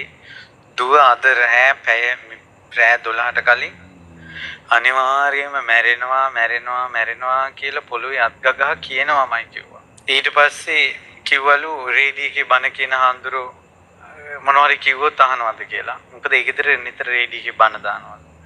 ඒ හාමුදුරු කිව්වොත් අහන්න නැත්තම් මැරෙනවාමයි. ඊට පස්සේ ඔන්න පොල් ගහවල එන්න යම්මා ඈතක ඉඳලා කොයි ලෝකෙ හිටියත් හොයා ගන්නවා කියලා හිතාගෙන පාරට බැහැලා පොල් ගහවලට කතා කරනකොට දැන් මමත් පොල් ගහවලට වැටලා හිටියා. ඒ අම්මලා ඉතින් ගෙන්නගෙන ආවා. මේ අවුරුදු 16ක පොඩි කෙල්ලෙක් මැරෙනවලු. පස්වතාවක් අම්මලා තාත්තලා දාලා ගිහිල්ලා හිතුවකේ යනවා බස් එක නැගලා කොයි හරි යනවා. සී විකාරෙන් යනවා. අම්මලා ඉතින් ගිහිල්ලා ගෙන්නගෙන එනවා. ගෙන්නන ආවට පස්සේ ඔක්කොටම බයිනවා. උඹලා දැනගන්නලා කියලා. කිල්ලගේ හේ කඳුලක් වැටෙන්නේ නැහැ. ඊට පස්සේ කොල්ලෙක් කියාලු වෙලා කියනවා ඒ කොල්ලත් එක්කමයි මං යන්නේ. ඊට පස්සේ ඇහුවේ ඇයි දුව ඔහොම කියන්නේ? නෑ කොල්ලා මම මොන ගෙහින් දාවට පස්සේ සුදු මැණිකේ කියලා මන් දිහා බලාගෙන අඬනවා. මට ඒක තරහා ගන්න බෑ. කෙල්ල කියනවා. අර අම්මලා කියනවා උඹ වදපු අම්මා පෝෂණය කරපු අප්පාගෙන් වැටෙන කඳුළු උදු උඹට පේන්නේ නැද්ද? ඒව මට අදාළ නෑ. කෙල්ල කියනවා. ඊට පස්සේ ආයෙ දවසක් කියනවා අර කොල්ල මට ඕනමයි මං ওই කොල්ලත් එක්කමයි යන්නේ. ඊට පස්සේ අම්මලා කියනවා ඇයි දුවවම කියන්නේ? නෑ එයා මම මොන ගෙහින් දාපු වෙලාවේ කට්ටකින් මගේ නම අතේ ලියා ගත්තා. පච්චයක් ගහගත්තා. එච්චර එයා මට ආදරේ. ඒ නිසා මම යනවා. ඒ වෙලාවේ අම්මා හැටි පොඩ්ඩක් මෑත් කරලා ඒ අම්මගේ බඩ පෙන්නුවා කෙල්ලට. ඒ කෙල්ල ඉපදුනේ සීස කරලා. දුව උඹට මේ පච්චේ පේන්නේ නැද්ද? ඒ අම්මා කිව්වේ දරුවෝ ඔක්කොම ළඟ ඉද්දින් මං අහක බලාගෙන අහගෙන හිටියා එච්චර සංවේදී. ඒව මට අදාළ නැහැ. දුව කියනවා. ඊට පස්සේ බත් විකුණලා අම්මා ජීවත් වෙන්නේ. ඊට පස්සේ දුව දැන් දඩබ්බරයිනේ. මැරෙනවා කියනවා කොල්ලෙක් කියන්න ඕන කියනවා. හිතුවක්කාරයි. අම්මලා තාත්තලා ගැන කඳුලක් සලන්නේ. අම්මලා කියන තෝ ඵලයන්. ඔය දුක් ගැනවිලි කියද්දි අම්මත් අඬනවා තාත්තත් අඬනවා. තව එයාගේ මල්ලි කෙනෙක් ඉන්නවා එයාත් අඬනවා ඔක්කොම අඬනවා. මහත් අහක බලන්න මටත් හරිය ෂොක් වුණා ඒ කතාව. එනමුත් අර කිල්ල ඉන්නවනේ කඳුලක් නැති ඇහෙන් මට නම් තේරුණා මේ ඉන්නේ කිල්ලෙක් නෙවෙයි ඇතුලේ ඉන්න එක්කෙනෙක්. මං කිව්වා ඊට පස්සේ අර වෙහිර දෙස බලාගෙන ඇස් පියා ගන්න දුව කියලා. ඇස් දෙක පියාම මට බැවුලුව කරකැවෙනවා කිව්වා. මම දිනගත්ත ඇතුලේ ඉන්නවා. ඊට පස්සේ මම කිව්වා දුව අම්මට කිව්වා මේ කිල්ල ගෙන්නන යන අඟුලිමාල මහසෑයට. තුන් ලෝකයක සත්‍ය ආනුභාවී පැතුරු අඟුලිමාල මුනිදුන්ගේ ධාතු සෑය තියෙනවා. ඒ සෑයට වැඳලා ජීවිතේ පුදන්න. ඊට පස්සේ ඒ දුව පවුද ගෙන්නන ගිහිල්ලා සෑයට නල්ල තිනකොටම හිටපියතොට කියලා හයියෙන් සද්දයක් ඇහුණා. එතකොටම යාට පේන්න ගත්තා. ගෙදර පේනවා. ගේ හොඳට පේනවා දැන් මෙයාට කැමරා කළා වගේ වීඩියෝ එකකින් වගේ පේනවා දැන්. ගේ ඉස්සරහ පිට බංකෝක ඉඳගෙන ඉන්න විට කකා කෙල වැగిරෙන කටෙන් පණුවක් කිරෙන බඩ මහත සීයා කෙනෙක්. අපේ ඉඩම් මේවා. අපේ ඉඩම් තොපිපලයව. තෝ බිල්ලට ගන්නවා අනිත් ඒවා පන්නනවා. ඕක තමයි දිගටම කියන්නේ මන්තරේ වගේ. දැන් මෙයාට ඇහෙනවා අරයා කියන එක. ඊට පස්සේ ගේ වටේ මගුල් සාරිය ඇඳගෙන ලස්සන කෙල්ලෙක් යනවා. වටේ යනවා. ඒ කවුද? පුදුම සාගතයි පින්වත්නි. ඒ කෙල්ල ඇහුවා උඹ කවුද කියලා. අපි මගුල් දවසේ මැරිච්ච උන් කිව්වා. ඊට පස්සේ අර අම්මගෙන් ඇහුවා. ඒ විලාම ෆෝන් එකත් ඕන් එකේ තියාගෙන මාත් අහගෙන හිටියේ කතාව. මගුල් දවසේ කට්ටිය ගහගෙන ජෝඩුව මැරිලා යනවා. ඒකට මේ චූටි කෙල්ලට අවුරුද්දයිලු වයස. කෙල්ල දන්නේ අම්මා එදා තමයි විස්තරي කිව්වේ. අර පෙරේදයා කියන ඒ කතාව. මං හිතන්නේ අනිවාර්යෙන් ඉඩම් ප්‍රශ්නයක් තමයි මගුල් දවසේ ඇදුනේ. ඇයි අර මනමාලි ගේ වටේ යන්නේ? මනමාලි බැඳපු මිනිහා හොයනවා. මිනිහා බාහිරවියා වෙලා අතන ඉන්නවා. මිනිහාට අර මනමාලි පේන්නේ නැහැ. අර පෙරේතිය. පෙරේතිට අරයා පේන්නේ නැහැ. මෙයාට දෙන්නම පේනවා. මං කියන එක තේරෙනවද? මම මේ කියන්නේ මිනිස්සු මැරිලා කොහෙද යන්නේ? මේ ධාතු සෑම පහන් සිතින් වැඳා ගොඩපළයල්ලා. එච්චරයි කියන්නේ. සද්ධාවම උපද්දවා ගන්න ඕන. පන්සිල්වත් රකින්න. සක් සුදක්සේ පැහැදිලි. අනේ ඔබට දිවසක් පහළ වෙනවා නම් මේවා පෙනෙන්න. මිනිස්සු මෙරි යන තැන්. දැන් බලන්න එකට මුදු දාලා බැඳපු දෙන්නගෙන් එකෙක් හිතලා තියෙන ඉඩකඩම් ගැන. කෙල්ල හිතලා තියෙන මිනිහා ගැන. අරු ඉඩකඩම් හොයනවා. කෙල්ල මිනිහා හොයනවා. දෙන්නට දෙන්න එක තැන ඉන්නවා පේන්නේ. පුදුම නැද්ද? පරම්පරා ගානකට කලින් අර කෙල්ලගේ දැන් ගෙදර තියෙන තැන කවුද ඒ වලව්වගේ කෙනෙක් නිදහනියක් කියලා. ඒ මැරිච්ච උන් නිදහනේ ළඟ බයිරවිය වෙලා ඉපදිලා. අර පොඩි කෙල්ල කියනවා කවුද මේ ඉන්නේ? බඩ මහත, තොල් එල්ලිච්ච, ඇස් ලොකු, මූණ ලොකු, අතපය කොරවිච්ච සිම්බු අතින් එල්ලගෙන ගේ වටේ දුවනවලු කට්ටියක් මිටියෝ. කවුද කියලා ඇහුවා. කවුද? ඊට පස්සේ නිදානේ ගන්න තව කට්ටියක් ඇවිල්ලා නිදානයක් අරන් තව බාහිරවෙක් නිදානෙට බැඳලා ඒ බාහිරවයාගේ අත උඩට තියෙන ඇඟ බැඳිලා බන්ධනෙට අත හොල්ලා කියනවා මාව බේරගනින් කියලා. මගේ අම්මෝ මෙහෙමත් සසරක්. අනිත් උන් කියන උඹ සතියක් ඇතුළත ගේම් ඵලයක්. නැත්තම් තෝ බිල්ලට ගන්නවා අනිත් උන් මහා පාරට දානවා. ඇත්තටම මේ බාහිරව කතාව අපි නොදැනගෙන හිටියත් මේ මිනිස්සු කතා කරන විදිහෙන් තේරෙනවා මේ කෙල්ල නම් මොකක් හරි අනතුරක් කරගන්නවා මේ මිනිසුන්ට පාරට වැටෙන්න වෙනවා කියලා අපිටත් නිකම්ම හිතෙනවා. දැන් ඔය ගෙදර 4 දෙනයි. අමනුෂ්‍යෝ 20ක් 30කගේ ප්‍රශ්න කිව්වා උතන. ඒතට ගෙදර 4 දෙනාට අමනුෂ්‍යෝ 30 දෙනෙක් කරදර කරනවා. ඔයාලගෙන මම දන්නේ කුසල් බලවත් කරගන්න. පින බලවත් කරගන්න. අපට නොපෙනුණු ලෝකේ පෙනෙන්නේ නැති වුණාට ධර්මයේ තියෙනවා. මෙරි මරි උපදිනවා. ඇයි මේ මෙරි ඔය වගේ තැන්වල උපදින්නේ? හිත පටු වෙලා. ඇයි හිත පටු වෙලා එකම දෙයක හිත වැඩ කරන්නේ? ඒක මෙන්න මේ වගේ උදාහරණයක්. මාළු ටැංකියේ ඉන්න මාළුවාගේ ලෝකෙ මොකද්ද කියන්නකෝ? වතුරේ අරහෙට යනවා මෙහෙට යනවා, මාළුච්චියෙක් පිටිපස්සේ යනවා, කන දේවල් කනවා, දියසෙවිල් කනවා. ඕක නේද මාළුවාගේ ලෝකේ? මාළුවට මැරෙනකොට මාළුවාගේ ලෝකෙන් වෙන දෙයක් මතක් වෙයිද?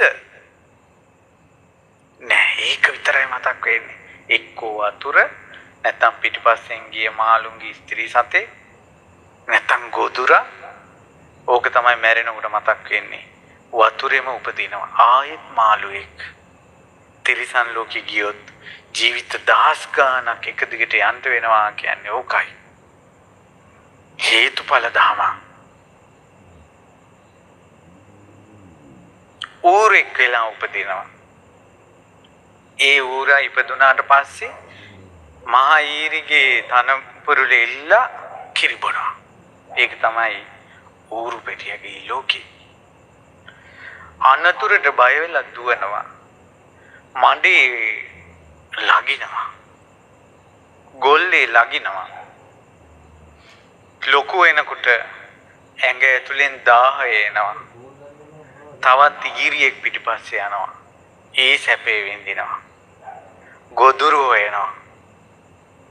ඔය ඌරා මන්දකට වුණොත් ඌගේ ලෝකේ මතක් වෙන්නේ මොකද්ද? වෙන මොනවද තියෙන්නේ? මඩේ ලගින එක, ඊරියෙක් පිටිපස්සේ ගිය එක, ගොදුර. ඔය ටික නේද? හිත පටුයි. එතනින් යාට නෑ සංකල්පනා. ආයෙත් ඌරෙක් වෙලා උපදිනවා. ඔය විදිහට තමයි තිරිසන් ලෝකේ. මේ මිනිස්සු අතර ඉපදුන මේ මිනිස්සුන්ගේ හිත පටු වුණොත් සමහර මිනිස්සුන්ගේ ඔළුවේ තියෙන්නේ මේ ඉඩ කඩන්. එතනින් යාට ඔළුව වැඩ කරන්නේ නැහැ. මැරිලා උපදිනවා. ඕකේ. සමහර අම්මලාගේ ලෝකෙම දරුවෝ උදේටයි දවල්ටයි හවසටයි පන්ති ඉගෙන ගන්න ඒවා ඕවමයි. පටුයි. දැන් මා මේ කියන දේ ලෝකේ පැතිරී තියෙන ධර්මතාවයක්. එවැනි ධර්මතා ඔවුන් සිතන්නේ. හිත පටුයි. පොඩි දේවල් කල්පනා වෙන්නේ. මැරුණාට පස්සේ එතනම උපදිනවා. වෙන ලෝකයක් නැහැ. අපෝ පෙරේත ලෝකවල විස්තර. ඒ කියන්නේ මම මෙහෙම උදාහරණයක් කියන්නම්. ඔන්න තරුණ පුතෙක් ඉන්නවා. තරුණ දුවෙකුට ආදරයක් ඇති වෙනවා. මේ කොල්ලා ගෙදර ආවත් ඈව මතක් වෙනවා. ක්ලාස් එකට ගියත් බලනවා ඈ ඉන්නවද. ඊට පස්සේ තව කොයි හරි ගියත් බලනවා ඈ ආවද. ෆෝන් එක ගත්තත් ඈ මතක් වෙනවා. හැම වෙලාවෙම ඇය. ඒතර මෙයාගේ හිත වැඩ කරන්නේම ඇයගේ සංකල්පනාත් එක්ක. ඒතර ස්ත්‍රියකට බැඳුන හිතෙන් ඔහු ඉන්නවා හිත පටුයි. අනිත්‍ය, කාමී ආදීනව, දෙමව්පියන්ගේ දුක, දෙමව්පියෝ තමන් වෙනුවෙන් මහන්සි වෙන එක, අනාගත ලෝකයේ, සංකීර්ණ ලෝකයේ, අනාගත ලෝකෙට මුහුණ දෙන හැටි කිසිවක් ඔහුගේ හිතේ නැහැ. තියෙන ස්ත්‍රිය ගැන බැඳුන හිත. ගෑනුමයි මතක් වෙන්නේ. මරුණාට පස්සේ උපදිනවා. ඒ කර්මයට අනුව එක්කෝ ස්ත්‍රියගේ ශරීරයේ අසුචි බොක්කේ උපදිනවා, නැත්තම් පිටිපස්සෙන් එන විදිහට උපදිනවා. පටුයි. කල්පනා කරන්න හිත චුට්ටක් පළල් වෙලා. මේ ආවට ගියට කියන එකක් නෙවෙයි. දවසක් මේ මගේ කනට ඇහුණ කතාවක්. අම්මා මැරෙනකොට දුව විවාහ වෙලා නැහැ. දුව ගැන හිත හිතා තමයි අම්මා මැරුණේ. මේ ගිට යන කල දසාවක් කියලා. මැරිලා පිටිපස්සේ මාවා පෙරේති. ඊට පස්සේ මේ කතා බහ ඇති වුණේ අවුරුදු 30කට 25කට 30කට පස්සේ 25ක් කියන්නකෝ. අවුරුදු 25කට පස්සේ තමයි මේ ප්‍රේතිය ඇවිස්සුනේ. ඊපස්සේ කතා කරලා දානේ දීලා නොයි දේවල් කරලා ඔන්න යන විදිහට කතා කළා. අන්න එතකොට තමයි ප්‍රේතිට මතක් වුණේ ඇඳුන්නේ. අවුරුදු 25ක් තමන්ගේ ඇඟේ වස්ත්‍රයක් නැහැ කියලා ප්‍රේතිට හිතුන්නේ. ඇයි හිත වැඩ කළේ මොකේද? අර දුව කියන තැන. දැක්කද ප්‍රේත ලෝකේ පටු බව. ඒ නිසා අපි මිනිස්සු කියනවානේ අනේ ඇයි මැරිලත් මොන් අපිට වද දෙන්නේ කියලා. ඒ ප්‍රේතයන් අපිට වද දෙනවා කියලා හැඟීමක් නැහැ. ඒ පිටිපස්සෙන් එනවා. ඒක මිනිසයාට කරදරයක් කියලා හිතක් ඒ ඇත්තන්ට නැහැ. හිත පටුයි. ඒ නිසා මන් නිසා තවක් කෙනෙකුට පීඩාවක්ද අපහසුයක්ද කරදරයක්ද මේක හොඳයිද නරකයිද කියලා විමසන්නේ නැත්තම් ඒ හිත පටුයි. පටු තැනක උපදිනවා. කල්පනාව වැඩ කරන්නේ. ෆෝන් එකක් අතට අරගෙන ෆෝන් එකේම එබී Facebook මොනවාරි වීඩියෝ බල සෑහෙලි වෙනකල් ඉන්නවනේ. එතකොට දැන් මේ නිදිමතයි මට හිට ගමනක් යන්න තියෙනවා. මේකෙන් මගේ කෙලිස් ඇවිස්සෙනවා, සල්ලි කැපෙනවා, කරදරයක් මගේ හිත පිරියෙනවා. කල්පනා කරන්නේ. හිත පටුයි මේක බලන්න ඕන. කතා කරන්න ඕන. පණිවිඩයක් දාන්න ඕන. හිත පටුයි. පටු හිතක් තියෙන කෙනෙක් උපදින්නේ යම් තැනකද ඒ අය උපදිනවා. ඔක තමයි පටු සිත ගන්නතොර හිත පුලුල් කරගන්න. එකම දෙයක ගැලෙන්න එපා. හිත පළල් වෙන්නේ බුදුබණත් එක්ක. බුදුරජාණන් වහන්සේගේ ධර්මයේ දවසින් දවස එක විදිහට ලෝකය ගැන විස්තර කරලා දෙනවා. ඒව අහනකොට මේ හිත පළල් වෙනවා. අලුත් වෙනවා. නොදන්න දේවල් දැනගන්නවා. පින්වතුනි මේ යනතුරු බුදුබණ පද මහන්න ධර්මයේ මහන්න. ඒ බුදුරජාණන් වහන්සේගේ කාලේ ගල්ලෙන් වල වනේ හුදකලාව ගොඩක් අය කුසල් වැඩුවා. ඒ කාලේ මිනිස්සු මහ පින්වන්තයි. රහතුන්ගේ යුගය දෙවියන් බඹුන් මිහි මණ්ඩලට පැමිණිච්ච යුගය. ඒ යුගයේ අවසන්. දැන් හැම තැනම ඉන්නේ අපිට ගොඩක් කරදර කරන අය. මේ වගේ බේරෙන්න තියෙන එකම එක ප්‍රතිරූපදේශය තමයි මේ උතුම් ධාතු ස්තූප වැඳ ඉන්න එක. මේ ධාතු ස්තූප නිතර වැඳ බෝධීන් වහන්සේලා වැඳ නිතර පිරිත් කියා ඉන්න අයට හොඳ පරිසරයක් හැදෙනවා. ඒ අය අමනුෂ්‍යයන්ගෙන් පෙළෙන්නේ නැහැ. අපි පින්වතුනි අපිට මොන හරි ප්‍රශ්න තවත් තියෙන්න පුළුවන්. මෙච්චරවත් පිනක් කරගෙන ඉන්නේ මේ ස්තූප වැඳ ඉන්න නිසා. මේ බෝධීන් වහන්සේලා වැඳ ඉන්න නිසා. පිරිත් කියා ඉන්න නිසා තමයි මෙච්චරවත් යහපතක් තියෙන්නේ. පැහැදිලි නේද? ඒ නිසා මේ වාගේ උතුම් ධාතු ස්තූප වඳිද්දි හිතත් පටු කරගන්න එපා. මේ වාගේ ස්තූප වඳිද්දි හොන්දට බුදු ගුණ කියන්න. බුදුරජාණන් වහන්සේගේ බුදු ගුණ සිහි කර වඳින්න.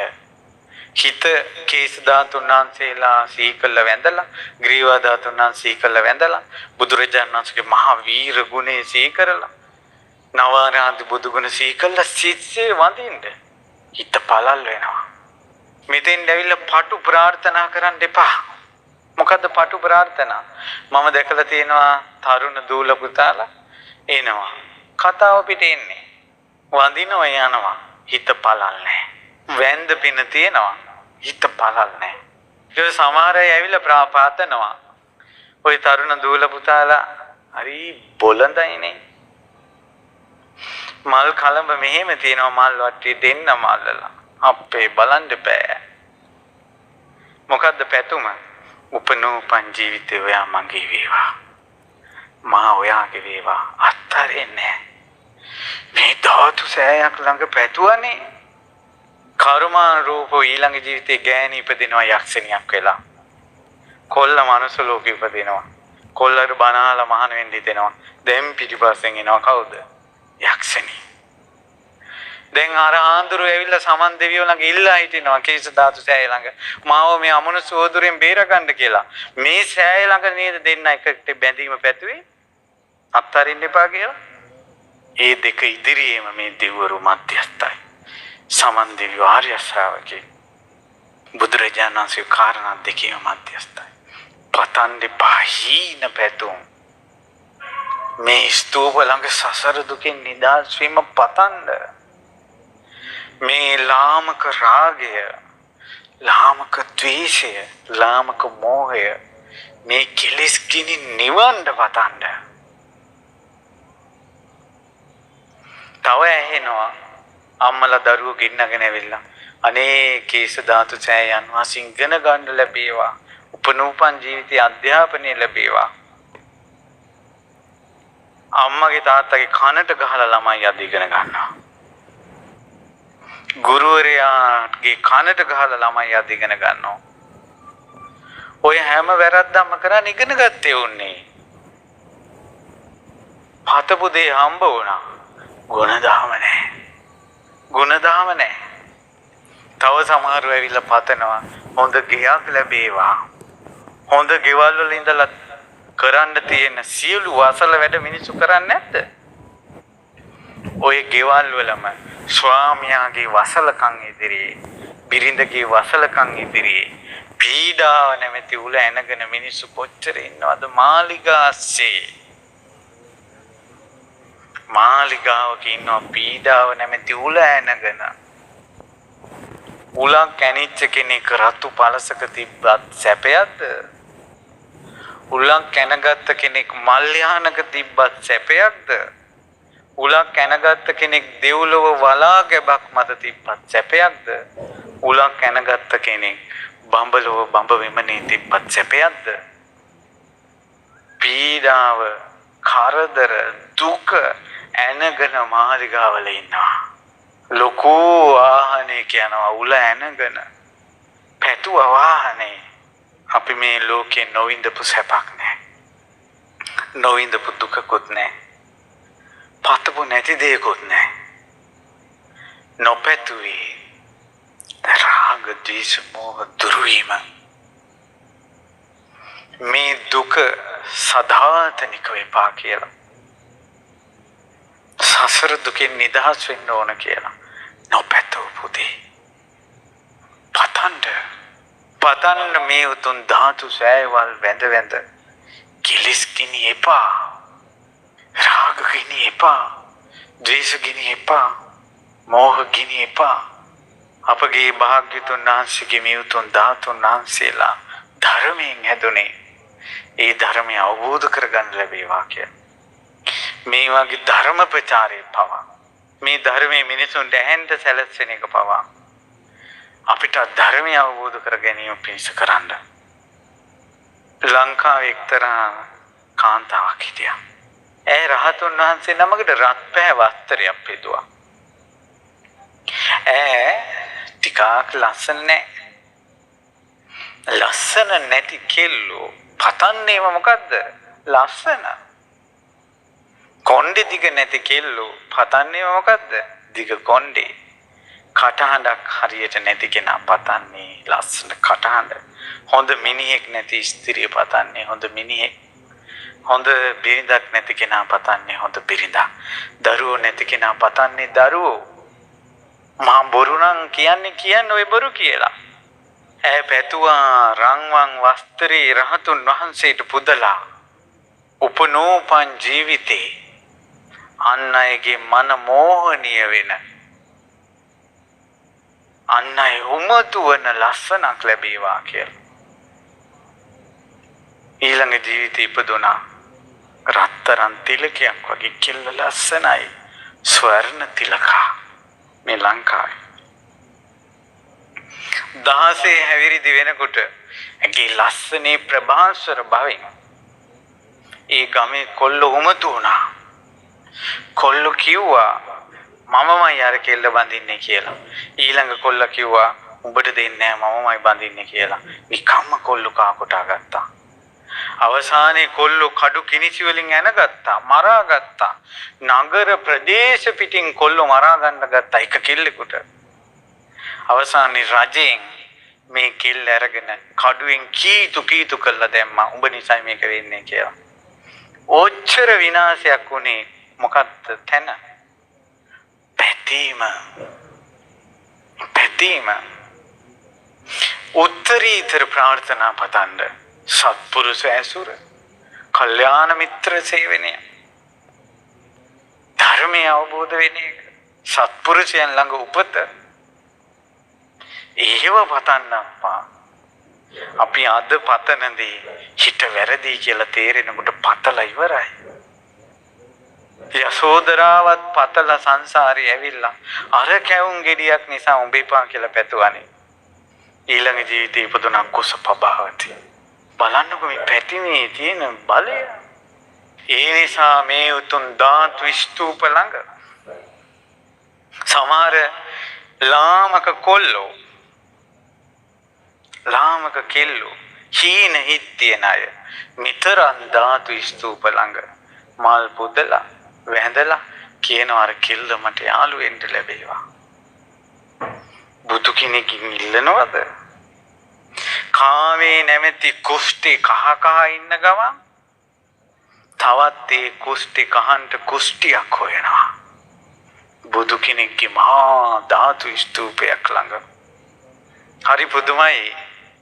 අපි දන්නේ එක්තරා ආරණ්‍යක හාමුදුරු නම මේ උතුම් මේ ගුණ සෑය වැඳලා නිකමටද මන්දා ඒ සෑය වංග වැඳලා මේ ධාතු සෑය ආනුභාවයෙන් මගේ තාත්තා අසනීප වෙලා ඉන්නේ. ඒ නිසා සමන් දෙවියන්ට මේ කියන්නේ මරුණට පස්සේ තාත්තා ඔබ වහන්සේ ළඟටම ගන්න කිව්වා. අසනීප වෙලා හිටියේ තාත්තා. පුදුමී කියන්නේ ඉදා රෑ තාත්තා මැරුණානේ. මැරිලා ඉපදුනේම සෑය ළඟ. පස්සේ හාමුදුරන් මම හිතේ කතා කරලා හරි සම්බන්ධ වෙලා මගෙන් ඇහුවා ඇයි හාමුදුරනේ එහෙම වෙන්නේ කියලා. මේසා උතුම් ධාතු ස්තූපයක් ළඟ උපසම්පදා භික්ෂුවක් නල්ල තියලා පතන පැතිල්ල. සෙල්ලම් කරන්න එපා ධාතු ස්තූපත් එක්ක. ජයශ්‍රී මහ බෝධින් වහන්සේලා ළඟ සරණ සොයාගෙන කිලිස් ගිනි නිවා ගන්නට ඖෂධය සොයාගෙන එන්න මේ ධාතුන් වහන්සේලා ඒකාන්තයෙන් ශ්‍රේෂ්ඨයි. එදා බුදුරජාණන් වහන්සේ මෙතන වැඩ සිටිනකොට ආකාශේ බකනිට බ්‍රහ්මලෝ දක්වා දිව්‍ය විමාන අයින් වුණා කියනවා. අදටත් මේ සෑය කෙලින්ම ආකාශයට දිව්‍ය විමාන අයින් වෙලා තියෙනවා. කීස ධාතු සෑය ආනුභාව. දිව්‍යම් බඹ වන්දින මහ සෑය. ඒ ඇවිල්ලා ෆොටෝ ගන්න එපා. ඕන තරම් ඉන්ටර්නෙට් එකේ ෆොටෝ ඇති ඒවා ගන්න.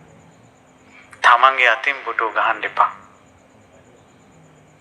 ඊළඟට කොල්ලෝ කෙල්ලෝ අත් බැඳගෙන පටලවාගෙන කාම ලෝකෙ සැරිසරන්න එපා. එක මලක්ද ගේන්නේ මල සන්තෝෂෙන් පුදන්න. බුදුගුණ කියා වඳින්න. අනවශ්‍ය කතා බහ මේ මලු එපා. හිත පුලුල් කරගන්න පටු සංකල්පනාවල ඉන්න එපා. ලෙඩෙකුට උනත් ආශිර්වාද කරනවා නම් හොඳට තිරුවන් වැඳලා බොජ්ජංග පිරිත් සජ්ජායනා කරලා අඟුලිමාල පිරිත් ආදී සජ්ජායනා කරලා මෛත්‍රිය සිහි කරලා කේස ධාතුන් වහන්සේලා වැඩ සිටින බව සත්‍යයි, ගිරිවා ධාතුන් වහන්සේ වැඩ සිටින බව සත්‍යයි. මේ ගුණ මහා සෑය බොහෝ දෙනාගේ දුක් දුරු කරන බව සත්‍යයි. බොජ්ජංග පිරිත් වල ධර්මානුභාවයෙන් සත්‍යයි. මේ රෝගියා සුවපත් වේවා කියලා දාම් සිතින් සිත් පතන්න. එහෙමනේ පූජා පවත්වන්නේ. වරද්ද ගන්න එපා.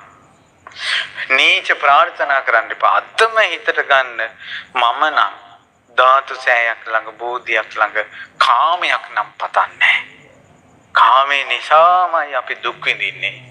මෙච්චර දුකක් විඳින්නේ කාමේ නිසා. මෙච්චර උතුම් ධර්මයක් තියෙද්දි අපි කට කැඩෙන කල මේ බුද්ධ ශාසනය අවසන් යුගයයි කියලා කියද්දිනොත් සමහර තරුණයන්ට ධර්මයේ දාසයි තිල්ලත් උතුම් නික්කම් මේකට එන්න බැරි කාමේ නිසා අත්හැර ගන්න බෑ. අර ගෙවල් වල මිනිස්සු දුක් විඳින්නේ මොකක් නිසාද? කාමේ නිසා. අත්හරින්න බෑ. ඔයාලා ওই දුක් අන්දරේ ඔක්කොම විඳින්නේ මොකක් නිසාද? කාමේ නිසා. අත්හරින්න බෑ. පතන්ට සෑරජුන් වහන්සේ තුල වැඩ සිටින ධාතුන් වහන්සේලාට වැඳ නික්කම්මය සත්පුරුෂ ඇසුර ධර්මාවබෝධය මේ දුකින් නිදහස් වීම පතන්න. එක බැඳීමකින් බැට කකා ඉන්න කෙනා තව බැඳීමක් පතන්න එපා. මං දුක් විඳින්නේ බැඳීමක් නිසා. මට මේ උපනෝපන් සංසාරේ මගේ හිත බැඳෙන්න එපා කියලා පතන්න. රාගේ නිසා නම් බැටකන්නේ, කාමේ නිසා නම් බැටකන්නේ.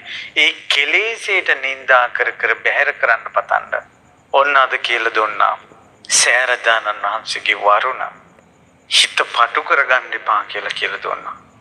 නිතරම බලන්න එකම තැනද අපේ හිත කැරකෙන්නේ කියලා. පොඩි දේ තුල. එහෙමනම් යාගේ හිත පටුයි. පුලුල්ව හිතන්න. පුලුල්ව හිතන හිතක් හදන්නේ ධර්මයෙන්. නිතර ධර්මය අහන්න. ඊළඟට පින්වතුනි අවසාන වශයෙන් කියලා දෙන්නම්. මේ පටු හිත ජයගෙන දුගති ලෝකවලට වැටෙන්නේ නැතුව මේ බුද්ධ ශාසනයේ අවසාන යුගයේ අවසාන පිළිසරණ ගන්න ක්‍රමය කියලා දෙන්න. මක් නිසාද? ඉදිරියට සුගතිය යන අය බිහි වෙන්නේ නැති තරම්. මේ යන කාම සැඩපහර මිනිසුන්ගේ හිත අවුල් වෙන විදිහ බොළඳකම මිනිසයන්ගේ හිත පළල් නැති බව. ඇයි බලන්න ගෙවල් වල තියෙන ඇඬිල්ලමනේ, පීඩාවමනේ. කතා කළොත් අමනුෂ්‍ය ප්‍රශ්නයක් නේ, ප්‍රේත භූත ප්‍රශ්නනේ. තරුණ ළමයිට කතා කරපු ගමන් කාමයේ ප්‍රශ්නනේ. කොච්චර පටු වෙලාද මේ වගේ අන්ධකාර ලෝකයකින් සුගතිය කරා යන්නේ ඉතාමත් සුළු පිරිසක්. ඒ සුගතිය කරා යන්න නම් කාරණා පහක් තියෙන්න ඕන. මොකක්ද ඒ කාරණා පහ? සීක බල, ශ්‍රද්ධා, සීල, ශ්‍රුත, ත්‍යාග, ප්‍රඥා. මොනවද ඒ කාරණා පහ? ශ්‍රද්ධා, සීල, ශ්‍රුත, ත්‍යාග, ප්‍රඥා. ශ්‍රද්ධා කියන්නේ බුදුරජාණන් වහන්සේගේ අවබෝධය අදාහ ගන්න පහන් සිත. මේ ධර්මය අහනකොට ඇත්ත නේද, මේක ඇත්ත නේද කියලා හිත පහදින්නේ ශ්‍රද්ධාවට. ඒක පිළිගන්නේ ශ්‍රද්ධාවට. සීලය කියලා කියන්නේ පංච සීලය රකින්න ඕන. හරි, ඔයාලට උපසම්පදා වෙන්නත් බැරි නම්, සාමනීර සීලයක් රකින්න බැරි නම්, මහාන වෙන්නත් බැරි නම්, හතර පොයට සීල් ගන්නත් බැරි නම් සීල්පද පහක් රකින්න.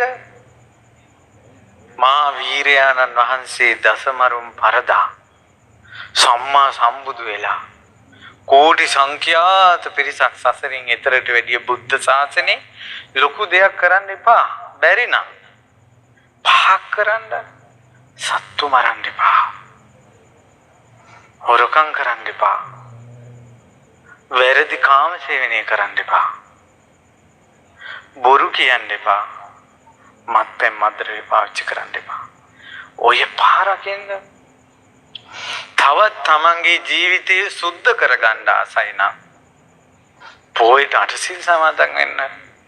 සීලය, ශ්‍රද්ධා, සීල, සුත. සුත කියන්නේ දාන දෙනම. එයා දාන ධර්මය අහනවා, එකක් හරි පුරුදු කරනවා. ශ්‍රුත ඔන්න අද ඇහුව බණ අද ඉඳලා හිතනවා මං ලාමක ප්‍රාර්ථනා කරන්නේ සෑයවල් ළඟ, බූති ළඟ. අන්න අහපු දේ ක්‍රියාත්මකයි. ශ්‍රුතවන්තෙක්. හිත එකකම පටු කරන්නේ. දැන් හිතනවා මම මෙහෙම හිත හිතා ඉඳලා මම මැරුණොත් එහෙම කොහේ උපදීද දන්නේ මම කෙල්ලෙක් ගැන හිත හිතා ඉඳලා මැරිලා කොහේ උපදීද දන්නේ මම මේ ෆෝන් එකේ ඉඳලා මැරිලා මේ වෙලාවේ මැරුණොත් මම කොහේ උපදීද දන්නේ මගේ හිතේ ආසාවල් ඇති වෙන විදිහට මම මැරුණොත් කොයි ලෝකෙ උපදීද දන්නේ එයා සංවර වෙනවා ඇයියට මැරිලා උපදින ලෝකෙ ගැන බණ අහලා තියෙනවා පුදුමේ කියන්නේ බලන්නකෝ එක විවාහ වෙච්ච දවසේ දෙන්නා මැරුණා මිනිහා ඉඩම් ගැන හිත හිතා මැරුණා බිරිඳ මේ ස්වාමියා ගැන හිත හිතා මැරුණා එක ගෙදරම ඉපදුනා දෙන්නට දෙන්න පේන්නේ පුදුම වැඩේනේ මේක පුදුමයි දැක්කද ප්‍රේම දෝෂ ප්‍රේමී භයංකාරකම මිනිසා අහපු බන්න පුරුදු කරනවා ශ්‍රුතයි සද්ධා සීල ශ්‍රුත නිතර බණ අහනවා තියාග කියන්නේ දන් දෙනවා තියාගේ සඵල වෙන්නේම එක දෙයක් දුරු කරොත් තියාග කියන්නේ දෙනවනේ දන් දෙනවනේ ඒක තියාග සම්පatti වෙන්නේ තව දෙයක් දුරු වෙන්න ඕන මොකක්ද දුරු වෙන්න ඕන දේ මසුරුකම දුන්න දේ අත්හැරලම දෙන්න ඕන ඒක ගැන හොයන්න හොඳ නැහැ ඇයි දුන්න දේ ආය අල්ලගත්තොත් බහිරවෙක් වෙනවා පැහැදිලිද මං කියන එක දුන්න දේ අත්හැරලම දෙන්න දානයක් දෙනකොට අත්හැරලම දෙන්න දානයක් Taman දීලා Taman වැඩ ටික ඉවරලා එනකොට Tamanට බත් කටක් නැත්තම් සතුටු වෙන්න Tamanගේ දානේ ඔක්කොම කාලා කට්ටිය සතුටු වෙන්න මසුරු වෙන්න එපා මට තිබ්බේ නෑ කියලා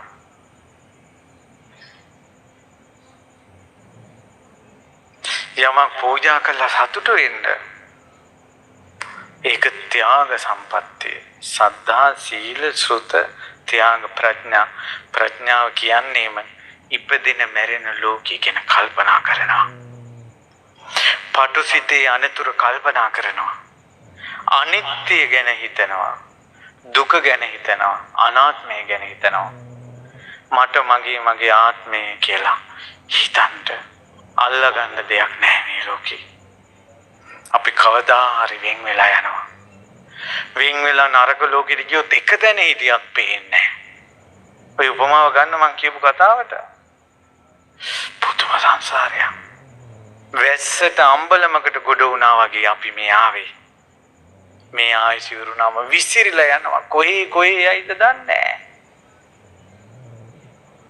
ඒ නිසා මැරිලා ඉපදෙනවා කියන එක හිතන්න ඊළඟට මැරෙනවා කියලා හිතන්න එච්චර ඒක ප්‍රඥා සම්පත්තිය මේ මරණානුස්සතිය දුර තමයි ජීවිතේ ගොඩාක් හැදෙන්නේ වරදින් නැගී හිටින්න ඒක ප්‍රඥා සම්පත්තියටයි පසුතැවි ඉඳලා මෝඩ වෙන්න එපා පරණ වැරදි ගැන හිතා ඉන්න එපා තමන් අසූචි කරපු දෙයක් මේ බලාපන් මං කක්ක කළා කියලා පෙන්න යන්න එපා ඊයේ වැසිකිලි කරපු දේවල් අද හොයා ගිහිල්ලා අමන් දාන්න එපා වැසිකිලි කරපු පෝච්චියට වතුර ගහලා යවලම දාන්න පරණ වැරදි අමතක කරලම දාන්න අමන් දාන්න එපා වැසිකිලි වලට පෝච්චියට වැසිකිලි කළා වගේ කියලා හිතන්න විච්ච වැරදි ඉක්මනට වතුර දාන්න තමන්ගෙන් විච්ච තමන්ගෙන් හොඳ දේවල් ලස්සන මල්ලාසනයක් දිහා වගේ බලාගෙන ඉන්න මනාව සරසපු ස්තූපයක් වගේ තමන්ගෙන් විච්ච හොඳ දේවල් දිහා බලා ඉන්න ඇයි ඔයාලා හොඳ දේවල් කළා නැද්ද ඕන තරම් තියෙනවා අන්න ප්‍රඥාව තැවෙන්නේ කොච්චර පින් කළත් වෙච්ච වැරදි ගැන තැවි ඉන්න කෙනා නායක වෙනවාමයි මරුණාට පස්සේ කොච්චර පින් තිබ්බත් දෙබිඩි චරිතය කියන්නේ එකක් කරන්නේ එකක් මරුණාට පස්සේ නාග ලෝකේ යනවා මේ හොඳට පින් කරනවා බණ අහනවා කතා කළොත් අඬ වැඩියාවක් අඬනවා වැළපෙනවා පීඩාව දුක ඕවමයි කිය ඉන්නේ. මෙච්චර සෑ වඳිනවා පින් කරනවා. මැරුණට පස්සේ නායක. හිත ඍජු කරගත යුතු වෙනවා අපි. පින්ම සීකල යුතු වෙනවා. ප්‍රඥාව හොඳට ගලව ගන්න ඕන. අනිත්‍ය දේවල් මේවා අනිත්‍යයි කියලා හිතන්න ඕන. අතීතං නිරුද්ධං විපරිණතං අතීතේ නිරුද්ධ වෙලා ගියා වෙනස් වෙලා ගියා හිතන්න එපා ඒව ගැන. ඒ නිසා මේ වාගේ උතුම් ධාතු ස්තූප වඳින්න කුසල් වඩන්න මුළු ජීවිතේම කාරණා පහකට ගොනු කරගන්න. ශ්‍රද්ධා, සීල, ශ්‍රුත, ත්‍යාග, ප්‍රඥා. ශ්‍රද්ධාව නසාගෙන කරන්න එපා කිසි වැඩක්. සීලේ නසාගෙන කරන්න එපා කිසි වැඩක්. දහන් දැනුම නැති වෙන විදිහට කටයුතු කරන්න එපා. මසුරු වෙන විදිහට කටයුතු කරන්න එපා. මොකක්වත් දන්නේ නැති අන්ධ බාල පුතජන විදිහට ගත කරන්න එපා. තමන් කරන දේෙන් දැන් මේ අද ඔන්න බලන්න අද ස්තූපේ මනාව සැරසුවා. පින් කළා. මේ බණපද කියනකොට දැන් ඡායේ සරසපු දේවල්ද බණටද හිත යන්නේ ධර්මයට. මේ තමයි නිමිත්ත. ඒ කියන්නේ මේ ඇසුරු කරගෙන තමයි දහම් කතාවට එන්නේ.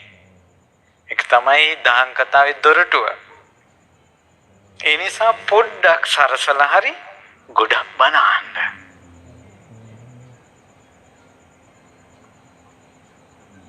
එතකොට ලොකුවට සරසලා මහන්සි වෙලා දාඩිය පෙරාගෙන සාදු කියලා යනවට වැඩිය එකමලක් හරි පුදලා බණපදයක් කාලා හිත සනසාගෙන යන්නේ කොහොඳ නැද්ද? අද සද්ධාවත් ඇති වුණා. සීල් රකින්න ඕන කියලාත් හිතුණා. බණත් ඇහුවා. මලක් හරි පුදලා අත්හැරියා. ජීවිතේ අනතුරුගෙන ඇහුවා. මේකෙන් ගොඩ යන්න නම් ඔයාලා එන්න පුළුවන් නයින් අතර ඉඳලා, යකුන් අතර ඉඳලා, දෙවියන් අතර ඉඳලා, රකුසන් අතර ඉඳලා, නිරේ ඉඳලා, තිරිසන් ලෝකෙ ඉඳලා, කොයි ලෝකෙ ඉඳලා ආවත් මේ පින්ම උඩට පනින්න නම් පහක් ඕන. මොනවද? ශ්‍රද්ධා, සීල, ශ්‍රුත, ත්‍යාග, ප්‍රඥා. ඔන්න විස්තරේ කිව්වා.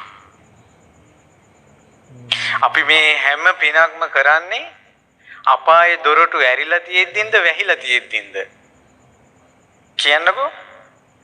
සතර අපායේ දොරටු ඇරිලා තියෙද්දින් තමයි පින් කර කර යන්නේ. හැබැයි බුදුරජාණන් වහන්සේ වදාලා ශ්‍රද්ධා සීල සුත ත්‍යාග ප්‍රඥා තිබ්බොත් සුගතියේ දොරටුවත් ඇරෙනවා මේට වැටෙන්නේ නැහැ කිව්වා. එහෙනම් ඔතන තමයි රැකවරණේ තියෙන්නේ. දොරටු ඇරිලා තියෙන නිසා සතර අපායේ අපේ පොඩි දෙයින් වැටෙන්න පුළුවන් සතර අපායට. හිතත් පටුයිනේ. හිත පටු කෙනාට චූටි ලුණු කැටේ ඇති පුංචි වතුර භාජනයේ ලුණු රහ වෙනවා. හිත පළල් වෙච්ච කෙනාගේ අතිමුත් වැරද්දක් වෙන්න පුළුවන්. ගංගාවකට වැටුණ ලුණු කැටයක් වගේ. ගංගාව ලුණු රහ වෙන්නේ නැහැ. පැහැදිලිද මං කියන එක? අන්න ඒ වගේ. අපි කැමති ඔයාලකින් දෙව්ලොව පිරෙනවා නම්. මේ බුද්ධ ශාසනයේ බණ අහපු අය දෙව්ලොව යනකොට සාදුකාර දෙනවා.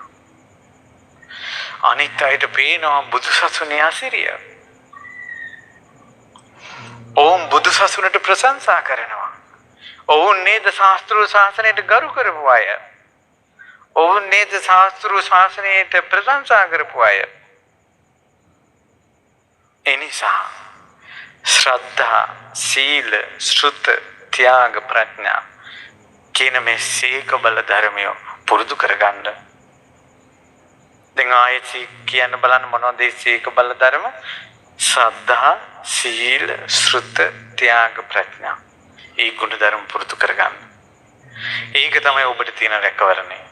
මෙන්න මේ බණපදයේ තමයි මේ ගුණ මහා සෑවරුනේ ඔබට ලැබෙන ආශිර්වාදය. ඒ ආශිර්වාදය ගන්න. ඒ අපගේ භාග්‍යවත් අරහත් සම්මා සම්බුදුරජාණන් වහන්සේ පළමුව වැඩහිඳ ඒ උතුම් පිම්බිමේ කේස ධාතු ග්‍රීවා ධාතු තැන්පත් වූ මියුගුණ මහා සෑ රජුන්ට අපගේ ජීවිතේ පූජා වේවා. සාදු සාදු සාදු. උතුම් සෑ රජුන් වැඳ පුදාගෙන දහම් කතා කරමින් ධර්මයේ ශ්‍රවණය කරමින් රැස් වෙච්ච කුසල සම්භාරය අනුවසින් අපි සියලු දෙනාට බුදු සසුනේ පිහිටම ලැබේවා.